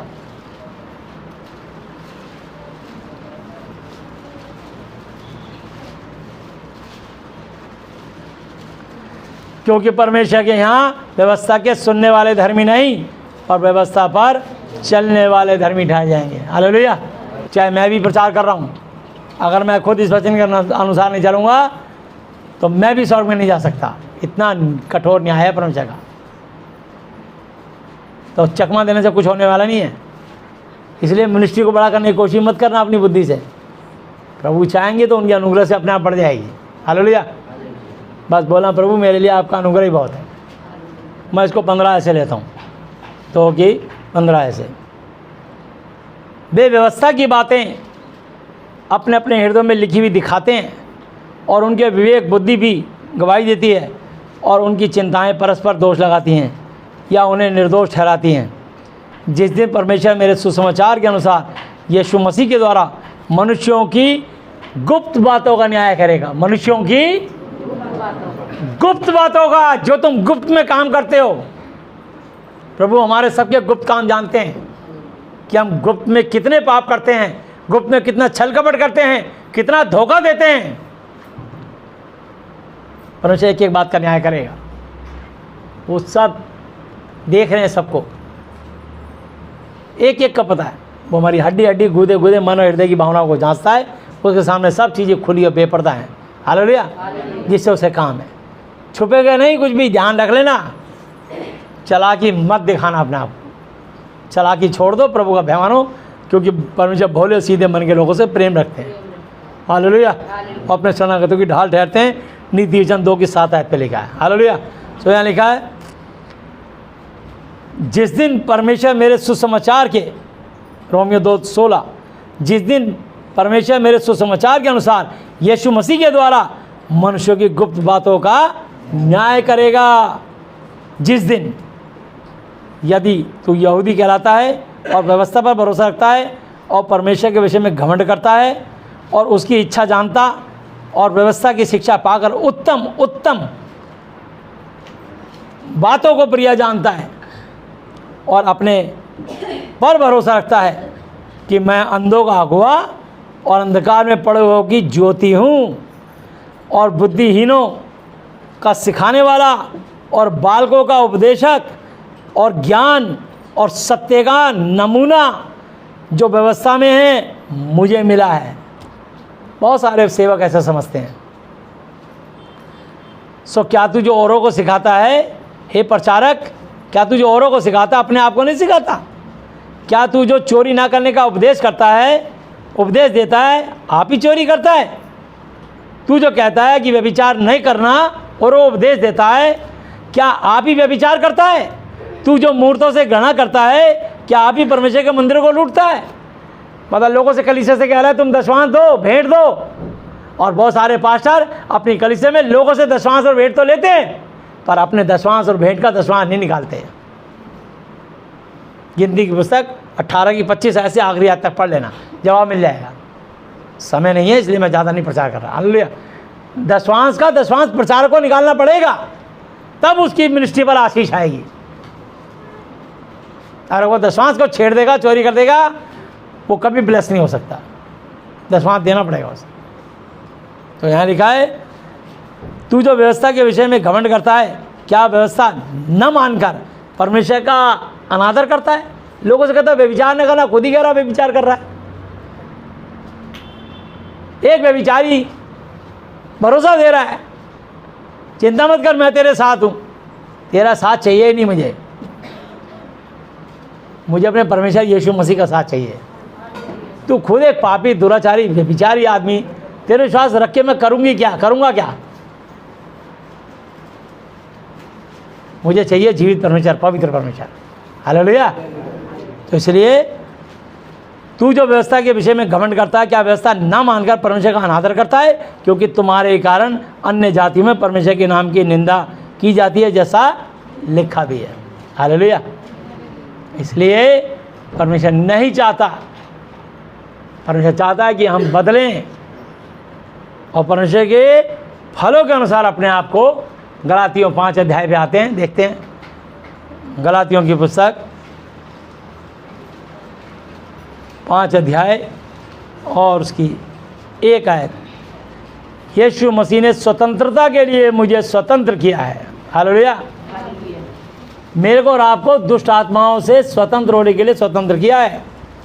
सो इसी में स्थिर रुके रहो और दासत्व के गुलामी के जुए में फिर से ना जुतो। देखो, मैं पौलुस तुमसे कहता हूँ कि यदि खतना कराओगे तो यीशु मसीह से तुम्हें कुछ लाभ ना होगा। हालेलुया। इसलिए बहुत सारे लोग व्यवस्था मानते हैं। इसी गलातियों 3 की 10 आयत पे लिखा है, सो जितने लोग व्यवस्था के कामों पे भरोसा रखते हैं सब शराब के अधीन है। तो इसलिए बहुत सारे लोग खतना करा लेते हैं, बहुत सारे लोग वाटर बैप्टिज्म ले लेते हैं, बहुत सारे लोग व्यवस्था का सर पे चुन्नी रख लेते हैं।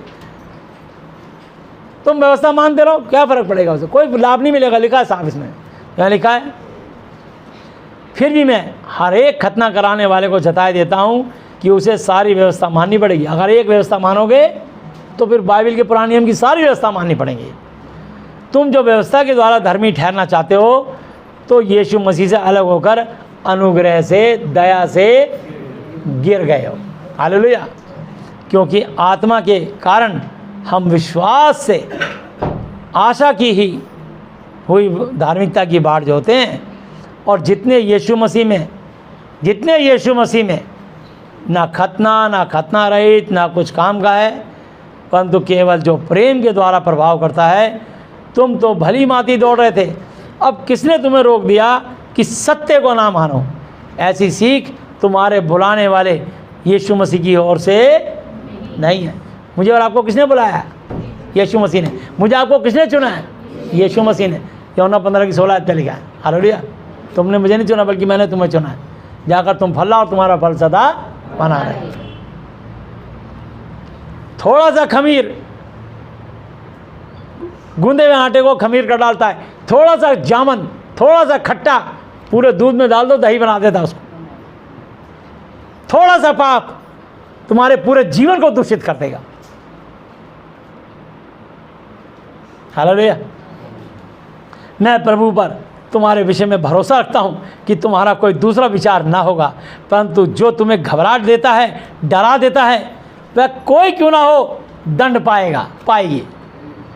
अगर प्रभु में कोई डर है, हालेलुया, आप डरो मत। प्रभु में डर नहीं है, बल्कि प्रभु हमें निर्भय कर देते हैं। क्योंकि परमेश्वर ने भय का नहीं, परंतु सामर्थ, संयम, प्रेम का आत्मा दिया। जब तुम सच्चाई पे चलोगे तो तुम निर्भय हो जाओगे, तुम निडर हो जाओगे, तुम बेखौफ हो जाओगे। तुम्हारे अंदर डर ही तब आएगा जब तुम झूठ पे चलोगे। कब डरा आदम? जब उसने पाप किया। कब डरी हव्वा? जब उसने पाप की आज्ञा तोड़ी। बना चाहिए तुम्हारे अंदर डर ही तब आएगा, तुम गिड़गिड़ाओगे तब जब तुम पाप करोगे, और जब सच्चाई में होगे कभी डर नहीं आएगा आपके अंदर। सीधी निर्भीकता से बात करोगे, कभी डर नहीं आएगा आपके अंदर, और कोई तुम पर शक नहीं करेगा। लेकिन डर, क्या झूठ बोलोगे, झूठ के कारण तुम्हारी जुबान लड़खड़ा जाएगी, तुम पकड़ में आ जाओगे, तुम्हारे चेहरे की हवाइयाँ उड़ जाएंगी, क्योंकि तुम पाप कर रहे हो, तुम पाप में जी रहे हो, तुम प्रभु के वचन के अनुसार नहीं चल रहे हैं, इसलिए तुम डरते हो। तो यहाँ लिखा है, मैं प्रभु पर तुम्हारे विषय में भरोसा रखता हूँ कि तुम्हारा कोई दूसरा विचार ना होगा, परंतु जो तुम्हें घबरा देता है चाहे कोई क्यों ना हो दंड पाएगा। परंतु हे भाइयों, यदि मैं अब तक खतना का प्रचार करता हूँ तो क्यों अब तक सताया जाता हूँ?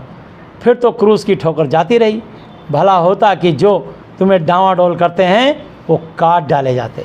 हे भाइयों, तुम स्वतंत्र होने के लिए बुलाए गए हो, परंतु ऐसा ना हो कि यह स्वतंत्रता शारीरिक कामों के लिए अवसर मौका बने, वरन प्रेम से एक दूसरे के दास बनो। अब बताइए, तुमको संसारी बातें सिखाएंगे, अरे तेरा बपतिस्मा हुआ कि नहीं हुआ, वाटर बैप्टिज्म, वो तो नहीं हुआ, तू तो स्वर्ग में नहीं जाएगा।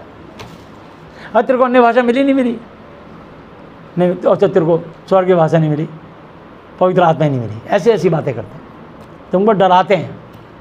तुम्हारा शिक्षा गलत है, तुम्हारा प्रचारक गलत है, तुम्हारी मंडली गलत है, तुम हमारे यहाँ आओ, तोड़ने की कोशिश करते हैं। हम तो किसी को नहीं बुलाते, जिसका जी करे आवे, जिसका जी करे ना आवे, जाना तो जाओ यहाँ से, जो अच्छा मिले, हमसे बेहतर मिले वहाँ जाओ, पर यहाँ ध्यान रखना, मुँह देखा प्रचार नहीं होता। यहाँ सच्चाई खराई से शिक्षा सुनाइए। मैंने 25 साल हो गए सेवा करते हुए, मैंने कभी किसी का मुँह देखा नहीं, कोई मैंने अमीर गरीब छोटा बड़ा नहीं देखा, कोई बड़े बड़े IAS IPS अफसर भी मिले, डॉक्टर वकील भी मिले, जज भी मिले, लेकिन मैं कभी किसी से घबराया नहीं, सबको सच्चाई से वचन सुनाया और परमेश्वर उनको आशीष दी। जिसने वचन माना उनको आशीष मिली, और जिसने अनादर किया उसे नाश होना पड़ा।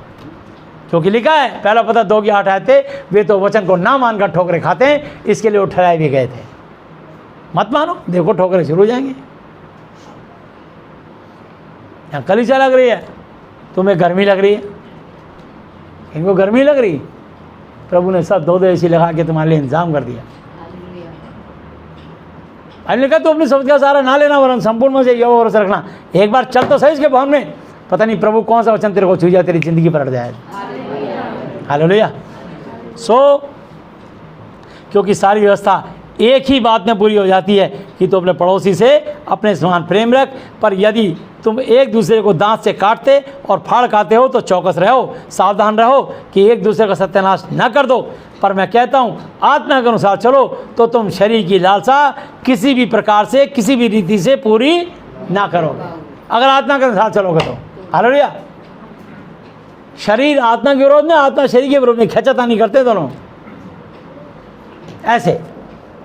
नमस्ते, ये देखो सुंदर लग रहा है कोई नहीं, और ये वाला अच्छा लग रहा है। बिल्कुल सेटिंग हो गई। देखो तो ये होता बिल्कुल अच्छे, कोई इसमें वो नहीं है। और ये वाला नमस्ते बुरा लग रहा है, कोई सेटिंग ही नहीं बैठ रही, समतल नहीं है। तो झूठ और सच का ऐसे ही होता है, झूठ इधर चलेगा, सच इधर खींचे, वो कभी मिलेंगे नहीं। तो यहाँ लिखा है, क्योंकि शरीर आत्मा के विरोध में और आत्मा शरीर के विरोध में लालसा करती है, इच्छा करती है, और ये एक दूसरे के विरोधी हैं, इसलिए कि तुम जो करना चाहते हो वो ना करने पाओ। तो जो शारीरिक व्यक्ति है वो कभी भी आत्मिक वचन के अनुसार नहीं चलेंगे, और ना चलने के कारण दंड पे दंड और दुख पे दुख पाएंगे। पर जो आत्मिक व्यक्ति है वो इस वचन के अनुसार चलेंगे, और कितनी मुसीबतें आएँ तब भी वो सुख पर सुख पाएंगे, क्योंकि वचन के अनुसार चलते हैं। हालेलुया। और यदि तुम आत्मा के चलाए चलते हो तो व्यवस्था के अधीन ना रहे। शरीर के काम तो प्रकट उजागर हैं, अर्थात व्यभिचार करना, गंदे काम करना, लुच्चपन, छेड़खानी करना, मूर्ति पूजा करना, जादू टोना गंडा ताबीज तंत्र मंत्र यंत्र जंतर करना, एक दूसरे से बैर दुश्मनी रखना, एक दूसरे से झगड़ा रगड़ा करना, वाद विवाद करना, ईर्ष्या जलन रखना, बात बात पे गुस्सा, क्रोध खाना, विरोध करना, फूट डालना और धर्म के पीछे लड़ जाना। विधर्म, डाहा का मतलब भेदभाव करना, पक्षपात करना, मतवालापन, पी पा के अपनी मस्ती में बस अपना एंजॉय कर रहे हैं। चाहे बच्चे भूखे मर रहे हैं, बच्चों की चिंता नहीं, घर की चिंता नहीं, इज्जत समाज की चिंता नहीं, मतवालापन, अपनी मस्ती में लीला क्रीड़ा करना, वेश्याओं के कोठों में जाना, पराई औरत या पराई पुरुष से संबंध बनाना, और इनके जैसे जैसे और काम हैं, इनके विषय में मैं तुमसे पहले ही से कह देता हूँ, जैसा पहले कह भी चुका हूँ कि ऐसे ऐसे काम करने वाले परमेश्वर के स्वर्ग के राज्य के वारिस ना होंगे। अपने आप को आज जांच लेना घर जाके, और जो भी अपनी कमी है उसको दूर करना। मेरे अंदर ये कमी है, कोई किसी पे दोष नहीं लगा रहा, परमेश्वर का वचन आपको चिता रहा है स्वर्ग में एंट्री देने के लिए। हालेलुया। पर आत्मा का फल प्रेम, मोहब्बत। हालेलुया। बाइबल में लिखा है पहला कुरिन्थी 13:13 पे आशा, विश्वास, प्रेम तीनों स्थायी परमानेंट है, पर इनमें सबसे बड़ा प्रेम है। यदि मनुष्य और स्वर्गदूतों की बोलियां बोलो, प्रेम नरकुतों ठंड ठंडता पीतल झंझनाती हुई जान। पहला कुरिन्थी 13 के 1 आयत थे, 1 और 13 पे दोनों प्रेम यहाँ से लिखा है। सबसे पहला फल प्रेम है। हालेलुया।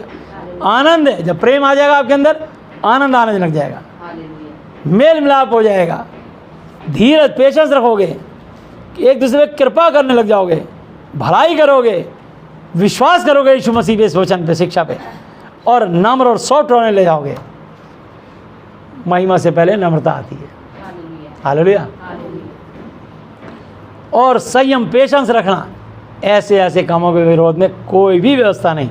और जो यीशु मसीह के हैं उन्होंने शरीर की उस लालसाओं और अभिलाषाओं समेत क्रूस पर चढ़ा दिया। अपने दिल की इच्छाएं और अभिलाषाएं दोनों क्रूस पर डाल दी। बोले प्रभु मैं अपने जीवन के पाप को छोड़ता हूँ, छोड़ती हूँ, आज से मैं आपको दे रहा हूँ अपना पाप और पाप जो भी है मेरा। हालेलुया। मेरी मन की अभिलाषाएं आपको देता हूँ। जैसे आप शुद्ध, पाक और पवित्र हैं, मुझे अपने समान पवित्र बनाएं। लिखा है पहला पत्रस 1:15-16 थे, जैसा तुम्हारा बुलाने वाला पवित्र है वैसे तुम भी सारे चाल चलन पवित्र बनो। लिखा है पवित्र बनो क्योंकि मैं यीशु नासरी पवित्र हूँ, मेरा पिता यहोवा पवित्र है। हालेलुया। मेरी वचन, मेरी वाणी, पवित्र आत्मा, होली स्पिरिट पवित्र है। हालेलुया। तीनों एक हैं। आप रहते पवित्र परमेश्वर के साथ हो, फिर संसारिक अभिलाषाएं कहाँ से जन्म ले रही है? इस संसारिक बातों में तर्क दर्द क्यों कर रहे हो यार? इसने ये कह दिया, उसने वो कह दिया, उसको ये करना चाहिए, उसको वो करना चाहिए, उसको ये तुमसे शैतान बुलवा रहा है। तुम शारीरिक हो, तुम्हारे अंग बोल रहे हैं, तुम्हारे शरीर हरकत कर रहे हैं, परमेश्वर का वचन नहीं बोल रहा तुम्हारे अंदर, पवित्र आत्मा नहीं बोल रही, ये दुष्ट आत्मा बोल रही है तुम्हारे अंदर। मैं तुम्हें ये नहीं पता प्रभु का वचन क्या कहता है। हाँ, वचन से देखते हैं हम कि प्रभु का आत्मा क्या कहता है। हालेलुया। तो इसलिए लिखा है यदि हम आत्मा के अनुसार, आत्मा के द्वारा जीवित हैं तो आत्मा के अनुसार चलें भी। हम घमंडी होकर ना तो एक दूसरे को छेड़ें और ना एक दूसरे से डहा, पक्षपात, भेदभाव करें। हालेलुया। दूसरा कुरिन्थी 13 की 14 आयत पढ़ेंगे। प्रभु यीशु मसीह जी का अनुग्रह और परमेश्वर यहोवा जी का प्रेम और पवित्र आत्मा जी की सहभागिता तुम सबके साथ यीशु के नाम में होती रहे, बनी रहे और बिना रुके बढ़ती चली जाए। आमीन। तो प्रभु यीशु मसीह नासरी अब तक के अपने जीवित वचन पे पढ़े समझाने पर हम में से प्रत्येक को शिक्षा और बहुतायत से आशीष दे। आमीन। प्रभु यीशु की महिमा बताए। सबको जय यीशु मसीह की। हालेलुया। आइए हम प्रार्थना में चलते हैं।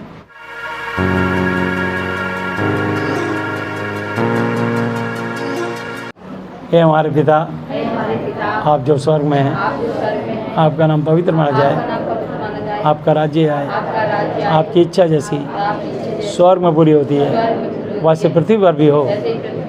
हमारी दिन भर की रोटी आज हमें दें, और जिस प्रकार हमने अपने अपराधियों को क्षमा किया है वैसे ही आप भी हमारे अपराधों को क्षमा करें, और हमें परीक्षा में ना लाएं परंतु बुराई से बचाएं, क्योंकि राज्य और पराक्रम और महिमा सदा ही आपके हैं। मेरे प्रभु यीशु मसीह जी के नाम से आमीन। आमीन। हालेलुया।